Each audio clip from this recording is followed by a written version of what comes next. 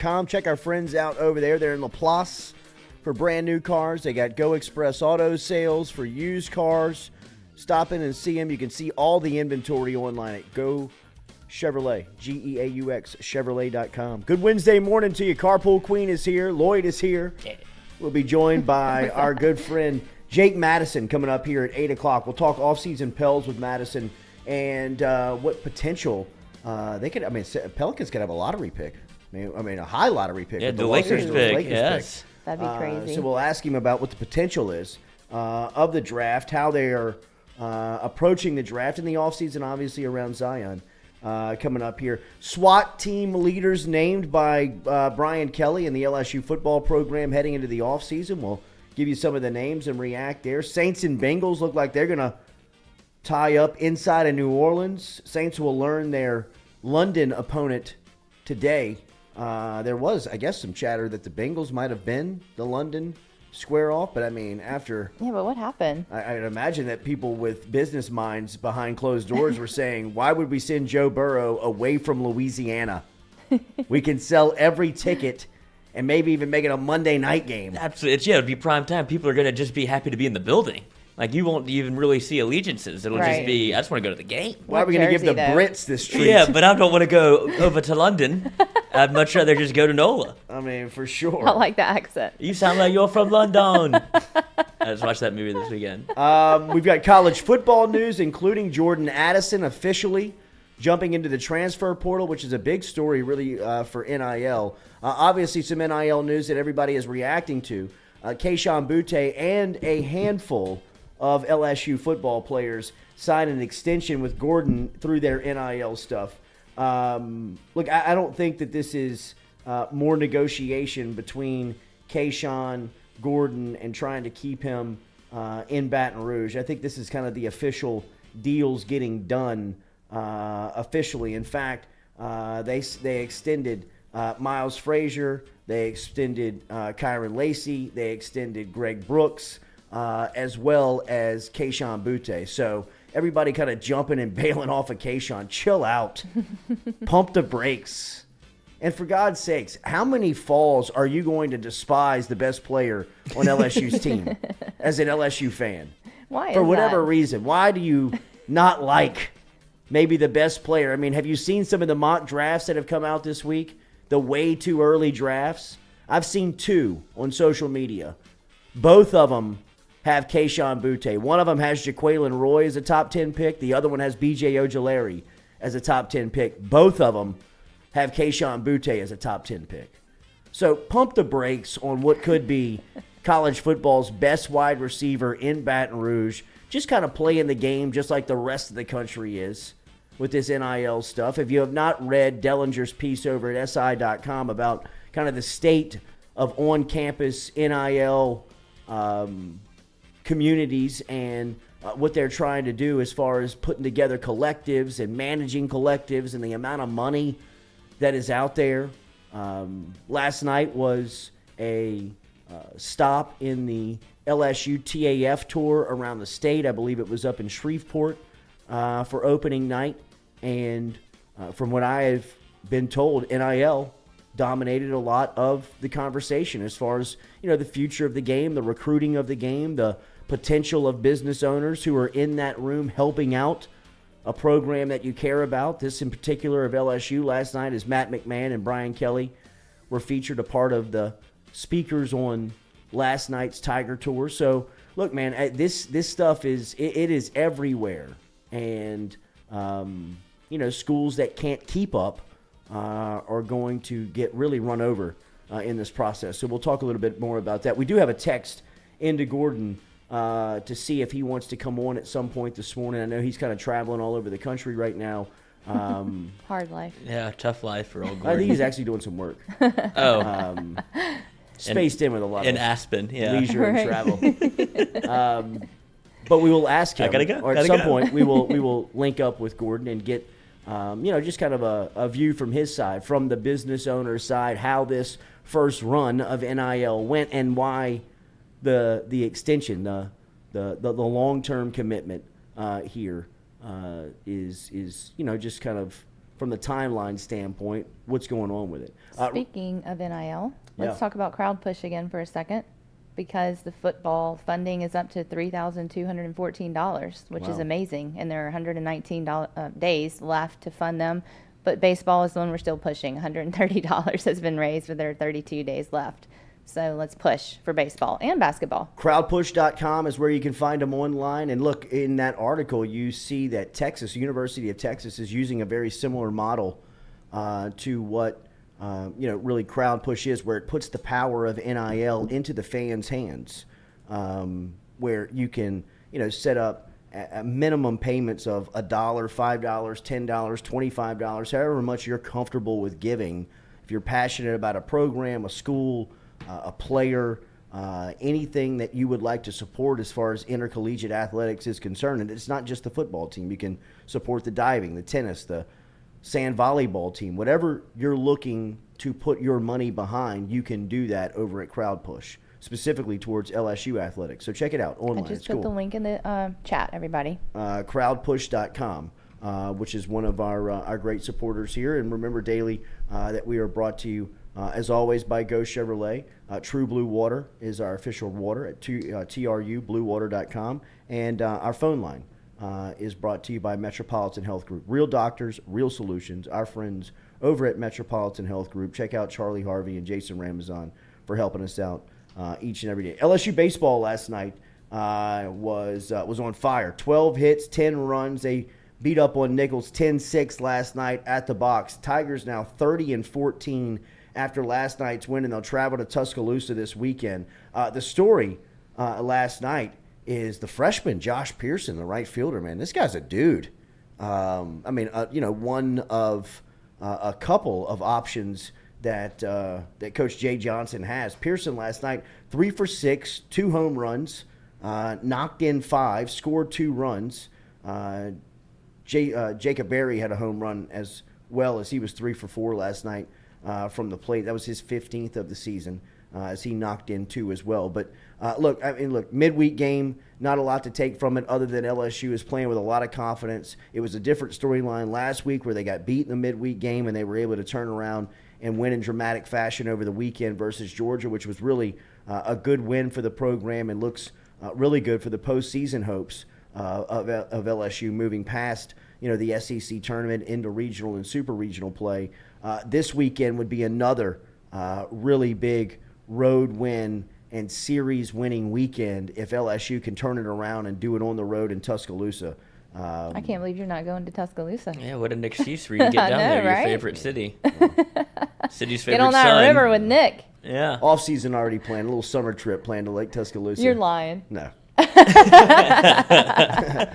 No. But I just got back. I spent Easter Sunday in Tuscaloosa.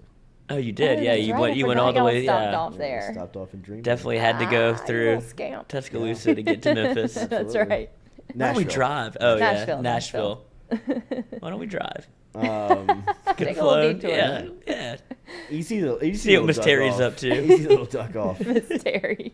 So it was. So we will talk a little bit more about LSU baseball coming up before we get out of here. But nice win last night for the Tigers as they beat Nichols last night, and they will take on Alabama this weekend in Tuscaloosa. Big spot for LSU, who's looking to keep this momentum moving as the Tigers were able to pick up, as we said, taking 2 out of 3 over Georgia last weekend. Was a man, that was good as far as the postseason life goes and what it could look like for super regional and possibly or regional and potential possibly super regional. Mikey, forever the optimist, Owen mic'd up, has said that if they're able to take 2 of 3 from the remaining SEC weekend series, they could be in play for a super regional host. So that's kind of what LSU has circled, is you got to go 2 for 3 every weekend for the remainder of time to be able to host a super, because that's when Every weekend? Yep. Okay. That's when So the then LSU how many more weekends are there before there would be a regional? 3. The SEC tournament starts at the end of the month, so I think that there's 2 more weekends 2 left. more 3 weekends. More, 3 more they weekends have left. 3? They have Alabama, Ole Miss, and Vanderbilt left. Okay. I So 3 believe. more weekends. Yeah. Okay. And then postseason starts as they will travel over Hoover. Be Jay Johnson's first trip over to Hoover. Aw, that'd be cool. It seems like they're playing right at the right time.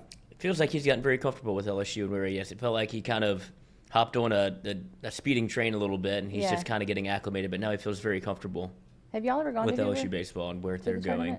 tournament? I've never been. I've I've been to either. Hoover numerous times for SEC media days, but I've never been for SEC baseball tournament, seems which like it'd be probably fun. seems like that would be a great trip. It does. Feels like Should we do it? Should we threaten to go? A lot of sun and a lot of hot dogs. Yeah. Is what it feels like. You're Yes. really sinking your teeth into the South and the baseball. It's the super fans Yes. at Yeah, that for tournament. sure. It's Big so fun Jersey to watch day. them on TV.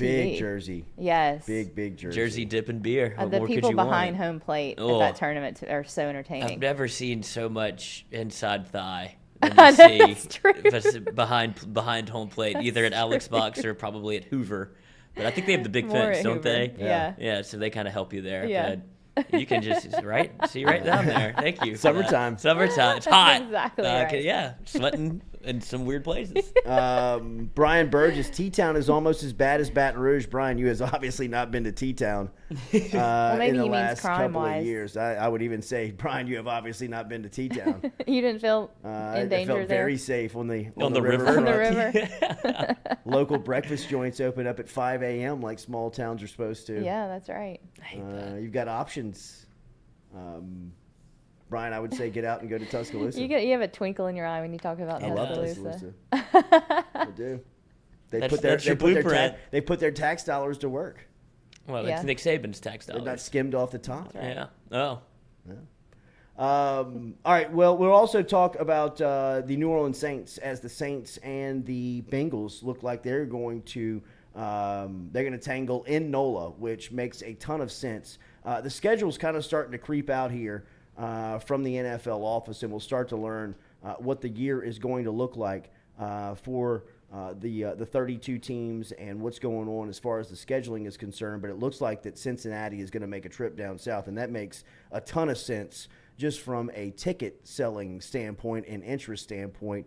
This feels like it should be a primetime game. There's nothing that is official on it, and like we said, we should find out something over the next couple of days on what the season is going to look like. But a Joe Burrow and a Bengals trip back to New Orleans with Jamar Chase and really the rest of the Saints love that Cincinnati has. I mean, they got a couple of players. Hendrickson, the outside guy, the defensive end. Von Bell is there, the former safety with New Orleans is up there. Obviously, Thaddeus Moss and Tyler Shelvin are both on the roster as far as local guys go with appeal there. So it makes a ton of sense to bring Cincinnati back down to New Orleans, or bring Cincinnati to New Orleans with Burrow as the quarterback. So hopefully that plays out. I think we need to get Burrow on the front, Honey Badger on the back, or vice versa. Some kind of, not like a half and combo half down the middle, jersey. but like front and you turn around back. Something, right? Because how are you going to choose? I don't even know. I've never in my life thought I'd be having this conversation, by the way.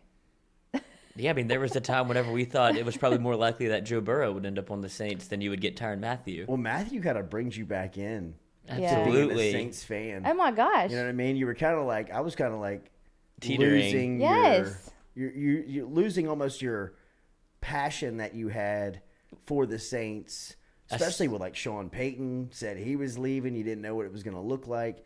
And then they signed Matthew and potentially could sign Jarvis Landry. I mean, if they were inking Juice and Matthew, I feel like I'd buy season tickets. That's the way to get back the Louisiana, the LSU fan, right? Because Absolutely. everybody, I Yes. feel like, has migrated a little bit to Cincinnati and wants to root for Joe Burrow, wants to root for Jamar Chase. Like, you saw it catch fire down here during the playoff run because people are excited. They want to root for Joe Burrow Well, and yeah. Jamar Chase.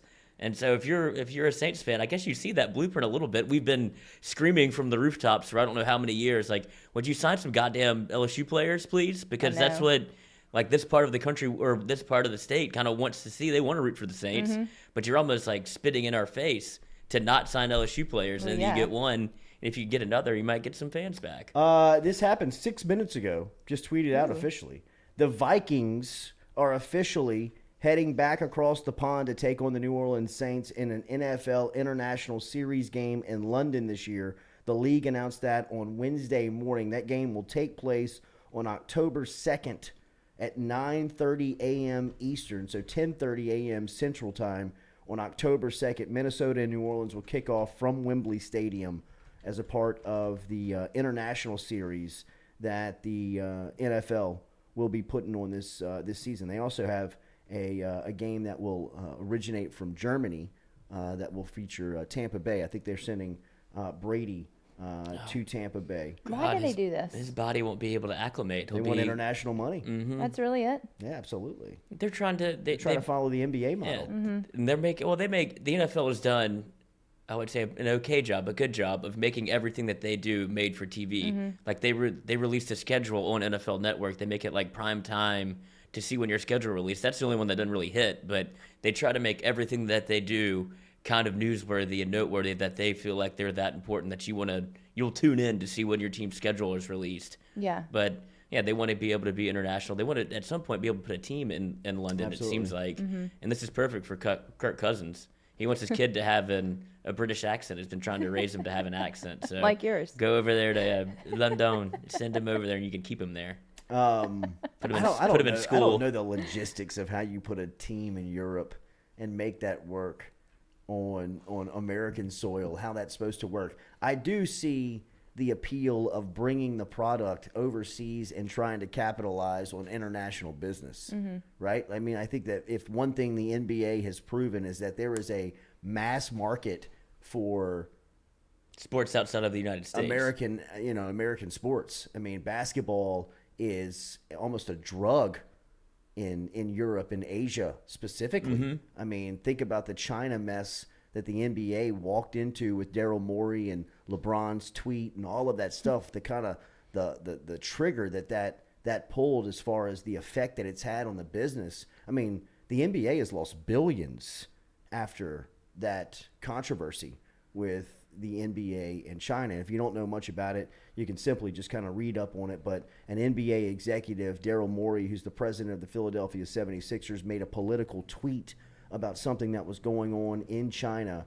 And, it was kind of like supporting democracy in China, and the China government saw it, flagged it, and then, started to really mess with the NBA's programming over there. Didn't start, took their merchandise off the shelves, stopped showing games to the Chinese people, and it had a huge effect on the NBA's bottom line, on the international business of it. And I think the NFL sees that there is a window and an opportunity to capitalize off of their product away from home.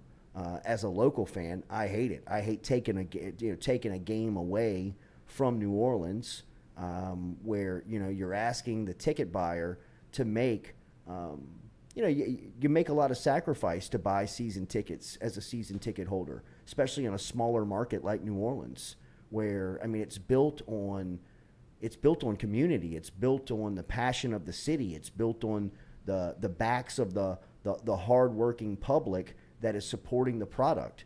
And New Orleans does it at a rate better than anybody in the NFL. I mean, there's waiting lists at certain points over the last years that were decades long, waiting on tickets for Saints home games. So from that standpoint, you hate to lose one, because you only get 9 of them a year, 10 of them a year maybe. And that's a lot of hard work and a lot of hard-earned money that's going into paying that ticket and being able to secure that spot.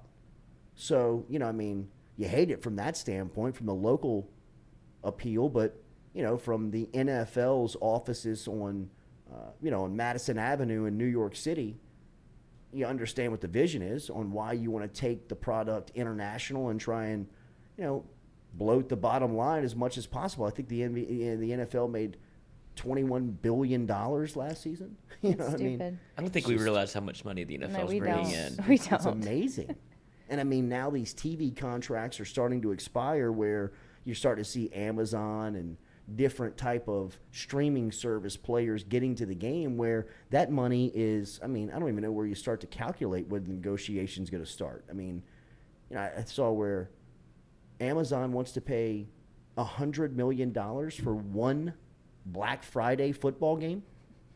That's Jesus. nothing for them, though. No, Nothing. right? That you're just it's just But from the NFL standpoint, that's the negotiating power you have. Yes. I mean, somebody's saying, "Hey, here's $100 million. Give me 4 hours of your product." Right. That's all we want. and in Amazon's mind, that's going to make them money. Like that's $100 million well Absolutely. spent. It's not just spending it just to have, so you could have an NFL game, but that does make sense for them because Black Friday is a huge thing for Amazon when you do like the cyber deals or whatever. So it all ties in together, I'd imagine. Half the stuff in here came from Black Uh-huh. Friday Yeah, sales, thank remember? Jeff, thank you, Jeff. On Amazon. Yeah, we robbed him while he was going to space. So I'd love. Look, this would be a great sports trip. You know You what think I mean? so? I think Yeah. so. I have no. Joseph Fine says, "I'm ugh. going to the London game. It's going to be amazing." I mean, I've never been to London. Me either. It rains every day though. I guess it does, but I mean, I would love to see it. It'd I be would love to fun. see the West End of London. I would love to see. Fish and chips. Yeah, I mean, Let's I'd love start to a see. GoFundMe to send us to It's a big London. music town. Crowd I mean, if push. you read a lot of the history of music, like the Rolling Stones Oh, and Eric yeah. Clapton and Jimi Hendrix and like that era of music, really like hung out in London. Like they were like recording a lot of records and albums, and a lot of the creativity of the music of that era came out of there. Like on Thursday, I saw where Ziggy Marley is playing he's playing like an ode to his dad. He's playing Bob Marley's music on Thursday at Jazz Fest. I mean, I didn't realize how much Bob Marley's music originated from London, like in the later years after he had become relatively famous, very young, out of Kingston, Jamaica, and kind of traveled around America. He really like went and lived in London, and that's where he was producing and making his music from, just because of the talent and the like kind of the back end, like the back office people of music were really there. You know what Yeah, I mean? in A lot that of the time they were. producers, a lot of the creators, a lot of the sound engineers, a lot of the I mean, I would like to see that. So I mean, if you could make a trip to London to kind of go and see the city and see, that part of the world, and then see the Saints play, Yeah. I mean, that'd be pretty cool. Could y'all imagine, like, we go to London? Like, think of the B-roll from that trip. Oh, it'd be unbelievable. It would be amazing. All-time jersey event. All in time. London. Oh my They have, gosh. and it doesn't matter All who's time. playing. No, They it just have doesn't. jerseys Yes. on. They don't know Yeah, what's right, going on, but they right. love it. They love Yes. American football. Like you'll probably see like crazy Brian players, Urlacher. like Ruben Mays. Yeah, it's like I don't know, just have this. Yeah, like I just I've bought a had this since jersey. '95. Yeah. I mean, I get no idea who this is. Let's try to do Charles Rogers. Yeah. You know what I mean? Just like people like All-time whoa, bust God, I forgot jerseys. all about those people.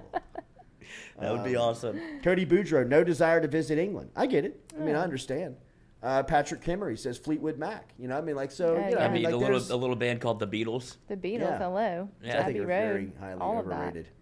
Oh, that's a terrible take. Wait, what did you just Yeah. say? You think What the did you Beatles just are say? overrated? They're Very. properly Oh, rated. shit. Yeah. Oof. I I don't know. like, Let's move on. highly overrated. No. Let's move on. No. Why? No. Does that offend you? A No, little. it's just wrong. It is How? wrong.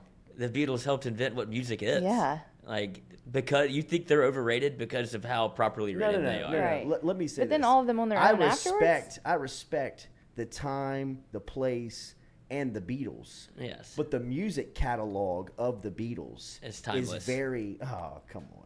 It is. It's overrated. no, Ah. no. It's no. highly, They helped it. highly. No, I'm not defending. I'm not. I'm not opposing Wow. of what they mean to music. All that music history you just gave, you what just they- lost. of All that cred you built of what up. they mean to music. Like you're right. What they mean, they brought a certain type of sound to music, and they deserve a ton of credit for that. But as far as the catalog of the music, what's your favorite Beatles song? Oh, man, a lot of people are agreeing with you in here. I What's your know, that's 'cause favorite they have Beatles bad- song? They have bad takes. I mean, I would go. It depends on what album you want to go No, to. no. Number Tell me- 9, tell Get Back. me- Like I like a bunch of Get songs. Get Back, There you okay. go. Helter Skelter. Like all of the Okay. fact that they can transition all of their music and make that many different sounds from the same band as no band's ever done it before or and then since. on their own afterwards. John Which Lennon, is where Paul they were McCartney, like- better, and I would say that Ringo Starr was probably the most talented one out of them all. No, Paul McCartney is the most talented one of them all. He can Interesting. play every instrument, and Ringo said himself that Paul was better Yeah. at the drums than he As a is. soloist, like I listen to more Ringo than I do any of the more than Lennon, more than Paul McCartney's solo stuff. I listen to Ringo. Ringo? solos. Was it I Ringo mean, that got into the Indian music, the sitar Yeah. and all that? That was yes, really cool. Right. Very talented. Norwegian Wood. Love all that. Love that sound. It all comes from the Sgt. Pepper's days when they were Tripping their face steady, off. tripping their face, Yeah. making some great music still. They Yeah. were. Lucy in the Sky? Yeah, Lucy in the- Lucy in I the was Sky like, with Diamonds, yes. excellent. My I think he's talking about my drugs. I got cousin's a feeling. class What do you think? did that in 5th grade when he was 5 years old in San Francisco. Of course, their school performance was Lucy in the Sky with Diamonds, and I was sitting there like, "This is Awesome. amazing." They had like the clouds good. I'm like, "Do they know? Do they even know it's LSD?" I don't know if the teacher has to get involved at that point. Like, I don't know if we Right. can do this song. Come Together? Are you kidding me? There's so many great Beatles songs. There are great Beatles songs. Let It Be. Let Come It Be, Together. yes. But I mean, outside of the headline, they made a decade worth of music. They've made countless records. I can only name 3 that I really would enjoy and turn up on my dial if it came on. I get it. And there's probably hundreds that I would even recognize was them. Yeah. You know what I mean? There are. And I mean, I just think, I mean, like a lot of their music is, don't take this the wrong way. It's just, it's very simple to me. I mean, like, you know, it's just very, which, you know, so in some certain terms means that simple music still can be great. I just think for who the Beatles are and what they're celebrated as. Seville corrected us. It was George. He worked with Ravi Shankar. He was the one that did the sitar and the Indian George sound. Harrison. And that's who I meant. I'm sorry. That's who I meant was the most, that's the one who I listened to the most as a soloist, not Ringo Starr. And George Harrison almost left the band because George he was Harrison. trying to write songs, and he was like, I can't hack it here. Like, none of everything that Right. I want to do or I want to play, like, they're better at it than I Yeah. am. So he is, like, there's a great Beatles documentary on Apple TV Plus that we watched, and it has a lot of, like, behind the scenes into the Beatles when they were there at, like, making the Apple studio and trying to do their last rooftop tour. It's Yeah. very, very cool. That is cool. Yes. That's the Yeah. last public. Yeah. I think that's the last Last time they public played together. I performance, think it's yeah. the last time they ever played together. I mean, and you see like the behind the scenes. I guess their producer. I don't know what he was thinking. Yeah. He wanted to send them to like India Brian? Yeah. and like on a boat, and they're like, we can't play, mate, on a boat. Like we have to have all of our equipment. Like what They are you were falling thinking? apart. Yeah. They were Well, falling they were at their wits' end. They had worked so much and produced so much They had music. been Yoko'd. Yeah, at and that point. she's at every meeting. She's all over the shoulder. Hello, There's a Yoko. great documentary of that. Like there Yoko is and a. John? It might be named Hard Day's Night. Yeah, well, they were making, and that's another thing the Beatles were doing very well. They were making movies Yeah. while they Yes. were making was like weird. documentaries before people were doing documentaries. Like they were very, very, Progressive. very progressive in Yeah. what they were doing and becoming entertainers. Well, remember the Paul is Dead thing? I didn't even know about all that until college in my music appreciation class. So they went over this with us for 2 days. I was fascinated. I had no idea. I mean, all there's that some was happening. there's some credence to that. Yeah. It is weird. It looks like 2 different people. Yeah, it's weird. What? The Paul is dead. It looks like The that whole they conspiracy they theory. shoved in a replacement that looks just enough like him, does. but if you put them Uh-huh. side by side, it's like this might be a different But all person. the clues in all their Uh-huh. albums leading, I had no idea that existed. That was so cool. CVL Jr. Simple is good, Jordy. I agree. I agree with that. I agree that simple is good, and specifically in music. But to celebrate simple music the way that we do with the Beatles is a little overblown, in my opinion. Well, because That's all I'm saying. they can do simple, but then they can run it back and do, like I said, like songs like Number 9, where they're really not Yeah. making music, but they are playing a song in reverse, essentially. Number 9. Yes. The last time I went to Ugh. New York City for Burroughs' presentation, the Heisman presentation, the first place I went and saw was Lennon's apartment where Oh, he got really? shot. The damn, what's the name of it? I can't I'm remember looking now at the either. name. The Dakota Yeah. is the name of the apartment right there on the doorstep of Central Park, and I mean it has the Let It Be. I've seen it also. It's so sad. And then we went to Strawberry Fields as well. Yes. Very cool. It is very cool. Sad. Another good song. That's a good one. Yeah. That's Name a that's Beatles pretty, song. That's pretty trippy. Yeah. A lot of their songs You are were stumped trippy. there for a minute. I was trying to pick which You one were was stumped. my Oh, it favorite. depends on which So album you're many. looking Yeah. for. I mean, what era are you looking? No, just give me a song. And I rattled off 10. Just give me a song. Stewie, how we Stewie. So doing? many. Big Grateful Dead fan, Stuart is. Yes, he is. Big dead guy. Big Grateful Dead guy. Deadhead. Stewie, you started to get gray in that beard already?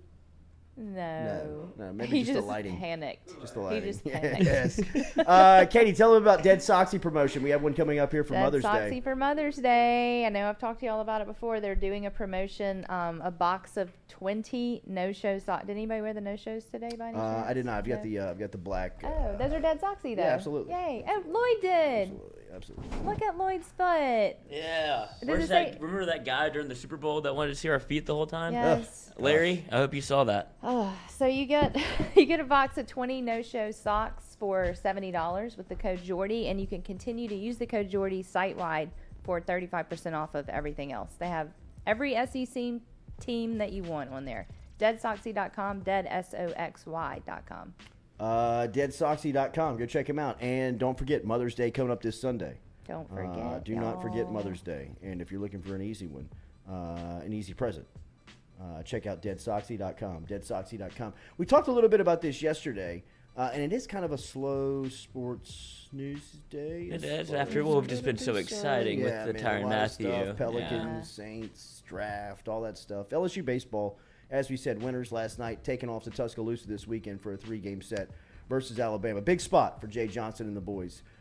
Friday, Saturday, Sunday, 3-gamer. But this is something that we talked a little bit about yesterday.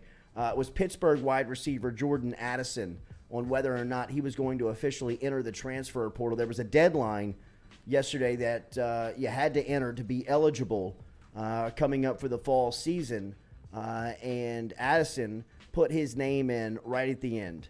And this is Addison is coming off of a season where he won the Biletnikoff Award, over 1,500 yards, 17 touchdown passes.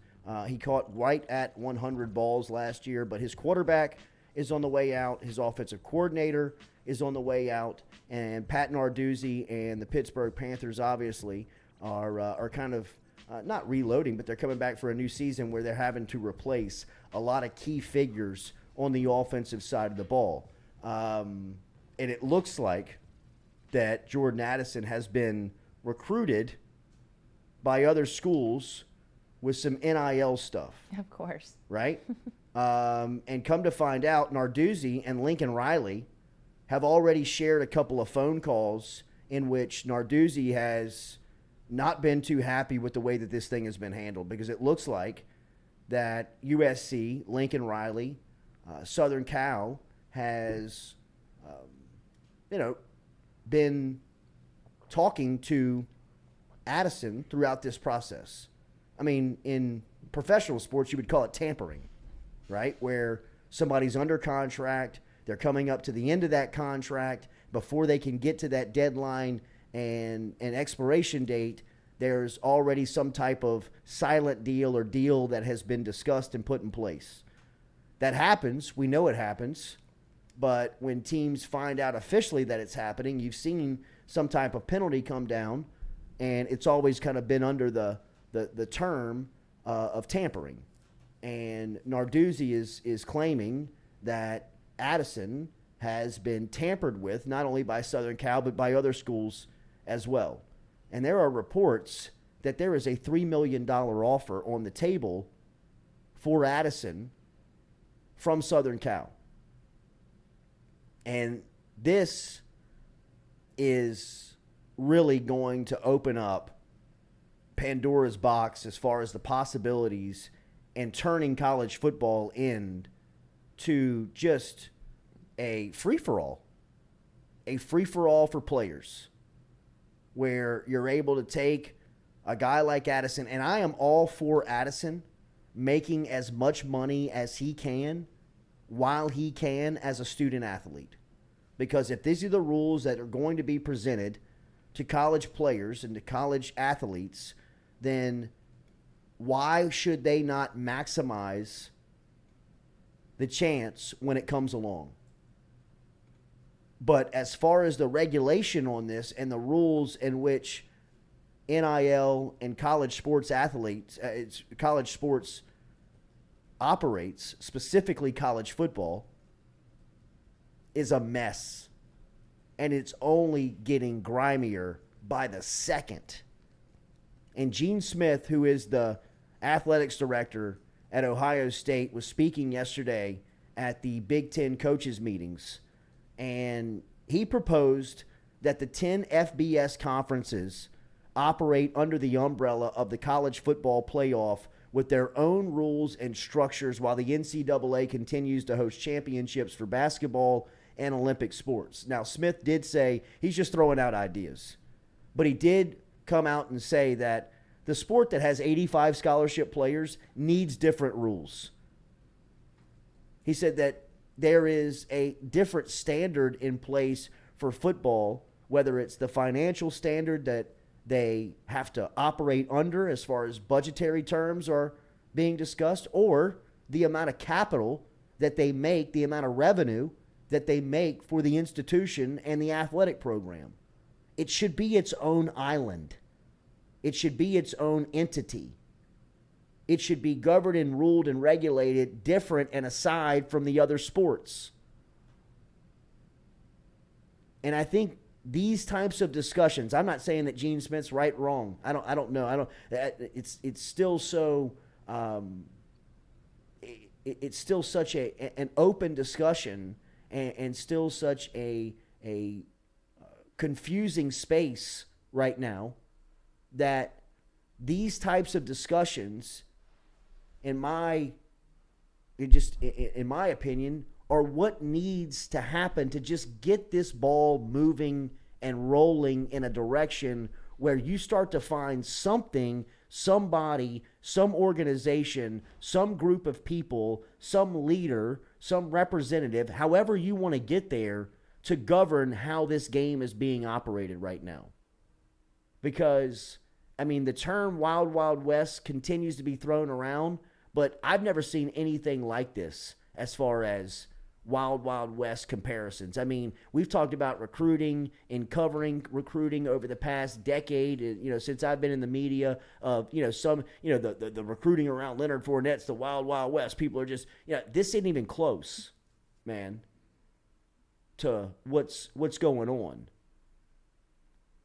And to how this sport has evolved over the last weeks, months, days. It's so different than what it was 2 weeks ago. It's so polarizingly different than what it was 6 months ago. It's a completely different product than what it was 2 years ago. Think about where it's going to be 2 years from now if you don't start to prioritize how you regulate this.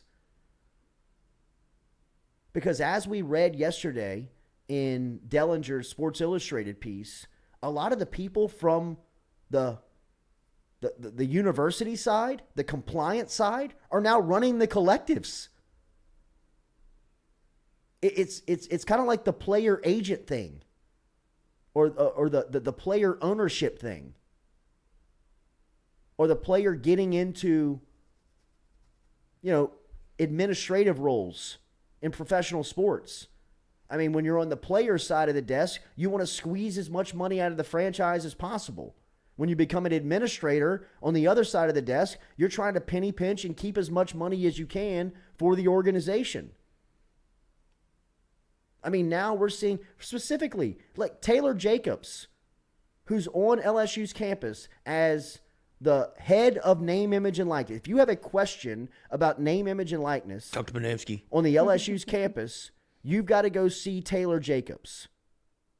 If you're an athlete, if you're a coach, if you're a professor, if you're an administrator, if you're a business owner, if you have a question about LSU athletes concerning NIL, you've got to go see Taylor Jacobs. A year ago, Taylor Jacobs was in the compliance office. That's amazing. We just had a panel over at Lod Cook put on by Crowd Push about name, image, and likeness. Room was full. 60, 70 people there, business owners, local people. Taylor Jacobs was on the panel. Her and Mackenzie Landry from Matchpoint really kind of ran the entire, the deal. They were answering the majority of the questions. But Taylor said the biggest hurdle that she had early on in this was actually getting the students to approach her. They were so scared of her because over the last 3-4 years, however long they had been on campus, if Taylor Jacobs wanted to see you, it was most likely you were in trouble. The Reaper. Or she was telling you, this is what you cannot do. This is what you absolutely have to stay away from. Now she's urging people to take money and urging people to follow up on promotion, business opportunities, whatever it may be. I mean, we're seeing people that were on the compliant side for the university, for the specific sport, now switching over and running the collectives, handing out the money, consulting the student athletes on where to find the money. So from a Wild Wild West comparison, this is as close to the Wild Wild West as college sports has ever been. And think how crazy that is to say. I mean, they were handing off Trans Ams to Eric Dickerson in the early 80s. UNLV had the mob paying players money in Vegas in the 70s. And today, in 2022, it's wilder than all of that. What's it going to be like in a year from now? It's crazy to think about. I have no idea. I mean, I don't, it's scary and crazy to think about. It I is. mean, look, Dan Wetzel, who we followed during all of the LSU stuff and the NCAA stuff, and he was one of the guys that was talking. He put together a great piece on the NCAA that Mark Emmert is leaving behind, and how just poor of a leader that Mark Emmert was. And it's not a hate piece. It's not a pile-on piece. I mean, it's just the bare-bone facts of where the NCAA is and where intercollegiate athletics resides. And it's so far away from being organized, structured, and put together as something viable that can enter into any type of structure with schools that could mean any significant. They would mean nothing to anyone with a partnership with the NCAA right now. They serve no purpose. All of their rules are so antiquated and behind the times that it needs a total overhaul, which is happening. That is happening in Indianapolis from what the reports are saying, and why Emmert is out is because they're just blowing the whole model up. But however you realign it, you really got to be realistic about how you do it. I mean, as far as the money and the NIL, that stuff needs to be governed. That stuff needs to be formed and formulated on how do you even write any bylaws for this? Yeah, how do you police it? How do you? I don't know that. But somebody better figure that out at a high level of college sports, because, I mean, look, I know people want to call Kayshon diva and call Kayshon, what's he getting more money for? But the fact is that his phone is ringing from other schools, and not anymore. That was happening months ago. Since then, he's all in on LSU. And yesterday's news was, I think, more of a chance to capitalize off of Gordon's name, the player's name being in the public, and just putting some social media out to the recommitment or the commitment from Gordon's law firm to not only Kayshon. Kayshon's the headliner in the picture that we all see because he's the most notable. He's the guy that has he's got the most cachet. He's got the biggest name at this point. But Miles Frazier, the offensive lineman who transferred in, Greg Brooks, the DB who transferred in, and Kyron Lacey, the wide receiver who transferred in, were all given the same contract that Kayshon agreed to yesterday. I don't know if the numbers and the terms are the same, but they all signed of what was called an extension. But the fact of the matter is that the reason why Gordon had to get in on Kayshon and get this deal done is because other schools were telling him that they can pay him real money to come play at their school without having to sit out. The same thing that's happening to Jordan Addison at Pittsburgh. Guy won the Biletnikoff last year.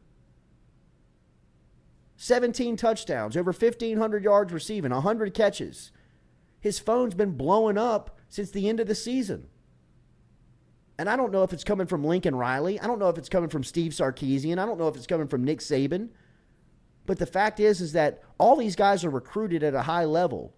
and somebody somewhere has a relationship, whether it's with a staffer, a girlfriend, a brother, a coach, you can find out, hey, would Jordan Addison listen if I put a deal on the table from USC for $3 million? Let me get right back to you, Coach. Appreciate it. We'll be standing by. Hey, Jordan, USC just called. They're real. They got real money. They were going to put together a deal for $3 million if you jump in the transfer portal. Can you do that before May 2nd? Would you do that and go to USC? You're damn right I would. All right, sweet. I'll let him know. Coach, he's in. Sweet. Here's what we need to do. Wait until the deadline at 5 o'clock. Jump in the portal at 4:59. Limit the PR from it. Let a couple of days go by. We make our announcement and just see if we can't get into the college offseason and let this thing kind of die down. And then you're going to look up and fall and be like, holy shit, Jordan Addison plays for USC now? I thought he won the Biletnikoff last year at Pittsburgh. I mean, that's what they're hoping from a PR standpoint USC is. I mean, if I'm Pittsburgh, if I'm Pat Narduzzi, I'm going on every show that's any show in the country, and I'm blasting Lincoln Riley and USC and the model in which college sports is being operated. You can't blast the player, but you can get out there and show just how screwed up the model is. That Narduzzi's losing his best player because he lost his quarterback. And that's what Lincoln Riley's telling him. Yeah, I bet you would love to play with Kenny Pickett again. But now he's playing for the Steelers. You want to come play with Caleb Williams, who's the best quarterback, maybe the best freshman quarterback in the country last year? And we'll pay you $3 million to live in L.A. Doesn't snow here. I mean, kid's 20. You know what I mean? Like, what do you want him to do? Kayshon's 20. I mean, if they're calling from Austin saying we got $1 million for you, what do you think he's going to do? Yeah, he loves LSU. He loves Louisiana.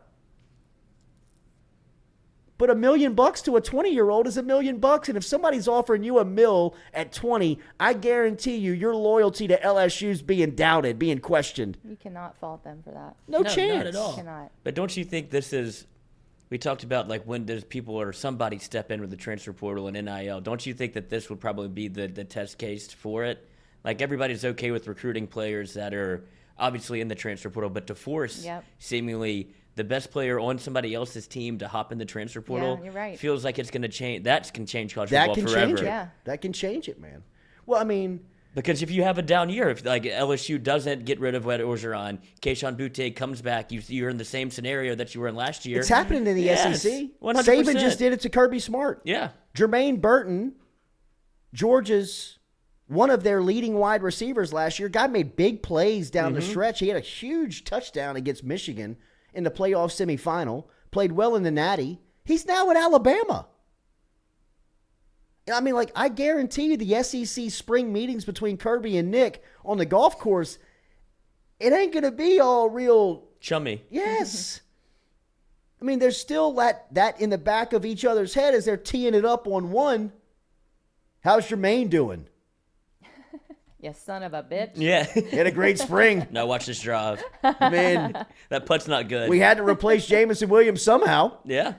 You know, I mean, we took Which they got from Ohio we took State. Ohio State's, one of their top receivers last year. Now we're taking yours. And look, don't think that Kirby behind closed doors isn't saying to himself, who can we go snipe yes. off of Alabama's roster? Because now it's personal. Let's start yes. trading players.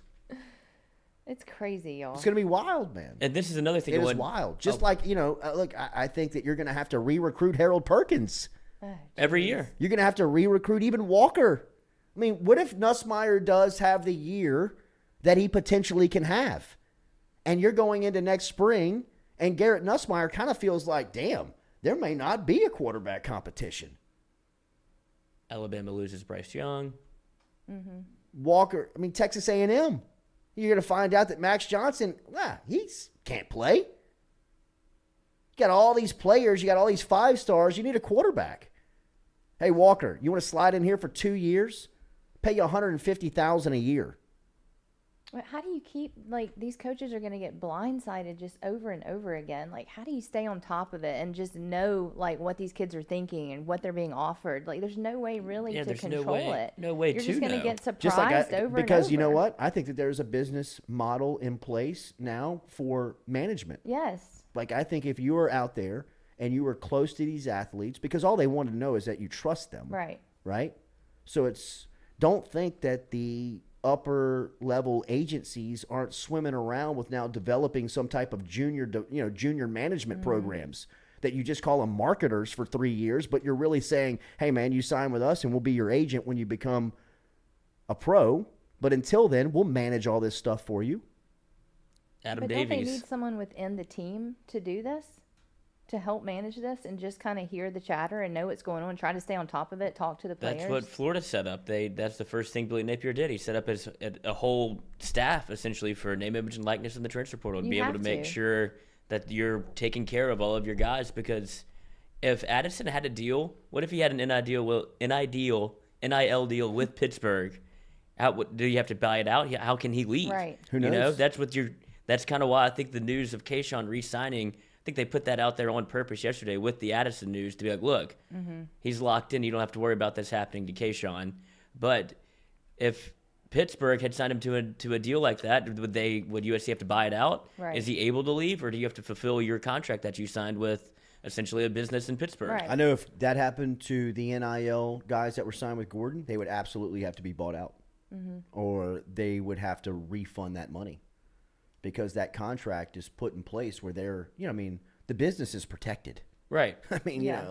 especially if you're doing business with a guy like Gordon, who's a lawyer writing these contracts, he's not going to leave himself open for anything like this to happen. Or if it does happen, he's recouping. He's not going to get burned. Absolutely not. Absolutely not. Now, he may not get his ROI. He may not get a return on his investment, or at least the investment that he is making. But, I guarantee you, if you would have told Gordon 6 months ago, you sign on to NIL and you'll be one of the featured pieces on an SI article around college football, you'll really see your reputation from within the community start to really turn as far as people see you on billboards and commercials, but they understand, guy loves LSU. I guarantee you when you're passing his office now on I-10, you don't point and laugh as much as you used to. Or I guarantee you when you're sitting around the dinner table on Sundays and people are bashing about his commercial coming on every 3 commercials that you say, yeah, no, but guy's saving the season for us. I do that. I say that because our kids are always talking about his commercials, and I'm like, I know we make fun of him, but this is why we have Kayshon and others. Yeah, it really he He's the became guy. synonymous with saving the LSU football He season, did. with where it seemed like Kayshon Boutte was headed. Because look at what Alabama is doing. They went and got Burton from Georgia. You don't think that they were sniffing around Kayshon? Like, you don't think that Exactly. was a real possibility? You get your head out the sand. Do you see his deal? Gordon told SI. He told Sports Illustrated. He's not hiding from it. This isn't, we're not giving you any inside information. Gordon told Sports Illustrated and Ross Dellinger, I was sitting in a duck blind and somebody panically called me and said, hey man, can you help? We're about to lose the best player on the team. And he said, yeah, sure. Is it legal? He didn't even know. He was like, are you asking me like for a duffel bag of cash? Asking me for money? Or are you asking me like for a business plan here where this is now legal? It wasn't even as if he was planning on getting into the space. But as we read in Dellinger's article, and again, let's put that out there, Stewie, find it real, if we can, please put it out there so people can find it inside of the chat on our social media. It is a fantastic read just to show you these collectives, community by community, college town by college town, are raising like tens of millions of dollars apiece. There is real money being put in place to negotiate with these athletes. Well, and you see who the power players are that have stepped up in terms of the Addison. Like, look who's in the market for him. It's Texas, it's Alabama, it's Georgia, it's USC. Yeah.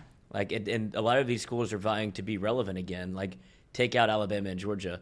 Texas hasn't been good. USC Right. hasn't been good, but they're massive brands that honestly would be good for college football for them to be relevant again. Miami is in Miami's talks to all try to in. get. Yes. Yeah. So you're seeing the teams Florida's that all in. have seen like the what this could do for their program, and they're all in. So you're about to see a kind of a shift in what college football will look like again. It's going to be some of the, I guess, the original blue bloods kind of back in the fold, especially with, I guess, realignment happening and then the college football playoff expanding. Like, you're going to see all of these teams come back, true. and they're going to do this through the transfer portal and NIL. Donnie T says, Gordon. No, look, I got it confirmed to me over the last 48 hours after we've talked a lot about NIL and the stuff going on around LSU. There's a collective put in place for LSU, and there's already money in the pot. There's already over $1 million in the pot for a collective that is put together here at LSU. They are still going through the process of the management and really kind of coming up with the structure and protocol in which it exists. And the people that are in charge of that also know that they're already behind the 8 ball, that you're already kind of losing ground from a standpoint, as far as your competition is concerned. Easy way to make it up? Money. More money. And that's where LSU is. There is a collective put in place. Gordon is kind of his own island in NIL. And the thing about Gordon in NIL is that it's done with his personality. It's done with, hey, I'm in NIL. I love LSU. I want you to see that. The majority of the people that are in the collective, and I saw the people that are in the collective, the majority of those people don't want you to know that they exist. They don't want you to know that they're in the collective. They don't want you to know that their money is going to this. And not because they're trying to hide it or stay away from it. It's just the way that they operate. That's a power move right there. Until you have 3 or 4 whiskeys at the bar, and you're like, you know what I've been doing. You know I'm in the collective. Watching on Saturday, like, I paid for that. The top 1%. You're welcome. The top 1% of this group, steel trap. That's awesome. As many drinks as you can feed them, you'll never find out where their money is going. Oh, You know who they are? Louisiana. Nah, not the I'm top gonna get 1%. some drinks Now, in there's there. people on that list. That's what I'm saying. There There's are somebody on absolutely there. some people on that list that will love to beat their chest and tell you that they're in. And you know For who else sure. I'm in it with? But the biggest dogs that are running on the porch, I don't even know that they know. Oh. You know what I mean? Like, I don't even know if just how they operate. They don't check the P&L sheet very often. No, it's just, or their name's We're good. Not, their name's not Yeah. on it. Yeah. Just anonymous. $1.5 million. That's Ooh. strong. You know what I Yeah. mean? Thank you. Well, everybody's throwing up $35,000 and $40,000, which makes a hit and makes a dent. Don't don't scoff at it. There's a couple of anons on that list that are ponying up $1 million, $1.5 million. Who is that? Don't worry about it. Check cleared. Gotcha. You know what I mean? And that's what it takes. That's the type of power. That's the type of money that it takes. We'll talk more about it. It's a great topic. It's an interesting topic. You could talk about it for hours. Jeez, we've been talking for an hour about it. Another one that you can talk about is the Pelicans offseason, and looking forward to talking to our guy, Jake Madison, who was over at Locked On Pels podcast. Jake saw his product explode over the last year, and he is humble about it. I will not be so humble for him. He says that it has dealt a lot with the success of the Pelicans. I will say this. I was listening to them before the All-Star break on Locked On Pels, and after the All-Star break when the Pels started to really start to shine, people were figuring out, but it's always been the product that it is today. Very informative. You can count on it being there every single day. His information is jam-packed with great stuff over at Locked On Pels. He's got great access to the franchise and really is on the cutting edge of not only giving you kind of the names and the players that are in place over there, he's cutting down scheme and giving you rotations on Willie Green. It's good stuff, man. A lot of the stuff that we were talking about, the Pelicans and the playoff run, as we were saying and as we were referencing the entire time, that was coming from Locked On Pels podcast. Make sure that you are subscribed over there Copied and his listening to homework. that.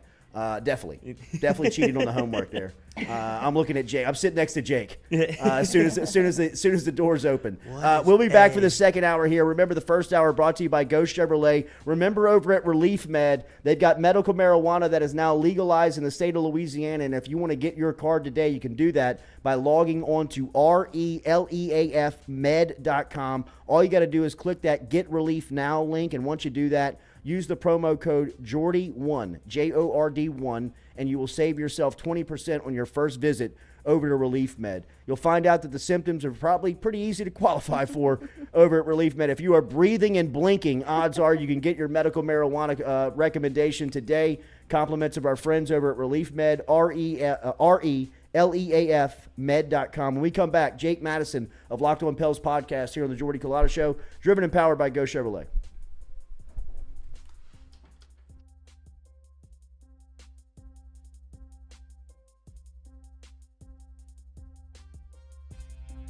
Southern Eye Centers, where their passion is caring for eyes. It's what they do. They've been doing it for 40 years. They've been offering the Capital Region a friendly, helpful environment with the highest level of personal care to manage your eye health and vision needs. Stop in and see their brand new office on Jefferson Highway today, where you can find them at 6859 Jefferson Highway. They also are the daily poll sponsor on the Culotta Show. And remember, if you go into Southern Eye Center of Baton Rouge and you mention the Jordy Culotta Show, you will receive 25% off of their fantastic sunglasses selection over at Southern Eye Center. Check out Dr. Ann Shaw and Southern Eye Center, the daily poll sponsor of the Jordy Culotta Show.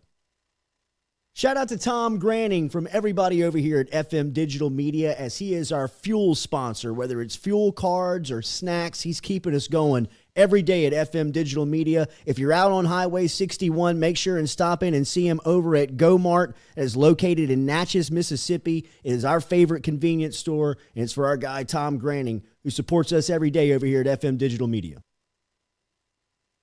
True Blue Water, true hydration at its finest. Right now, you're only a few minutes away from getting your 5-gallon water delivered to you, just like we are over here at the UDL. All you got to do is log on to truebluewater.com. That's TRU, bluewater.com. The website's fantastic over at truebluewater.com. You can get your service and find out how quick it is. You can schedule a delivery, even hop on the billing system right there at truebluewater.com. TRU, bluewater.com.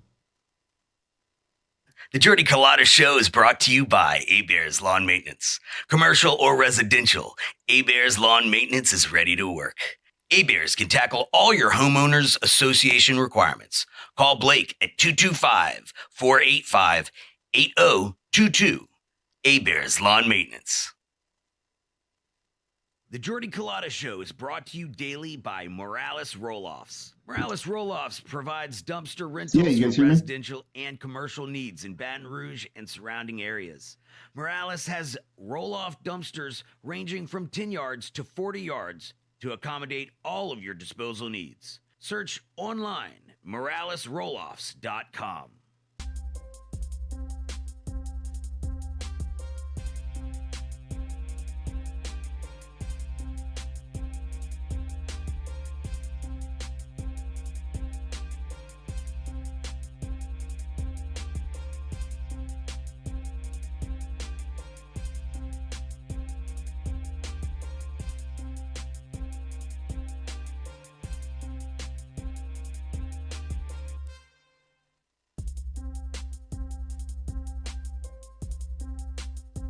All right, welcome back here to the Jordy Culotta Show, driven and powered by Go Chevrolet on this Wednesday. Make sure you hit that like button, share button, comment button for us on YouTube. And once we log off at 9 a.m., jump over to Locked On Pels YouTube page. Give them a subscription and a follow over there. Great information, as we've been telling you throughout the playoff run. And since we've been talking some Pelicans down here in Baton Rouge through the second half of the season after the All-Star break, Locked On Pels podcast is the best, man.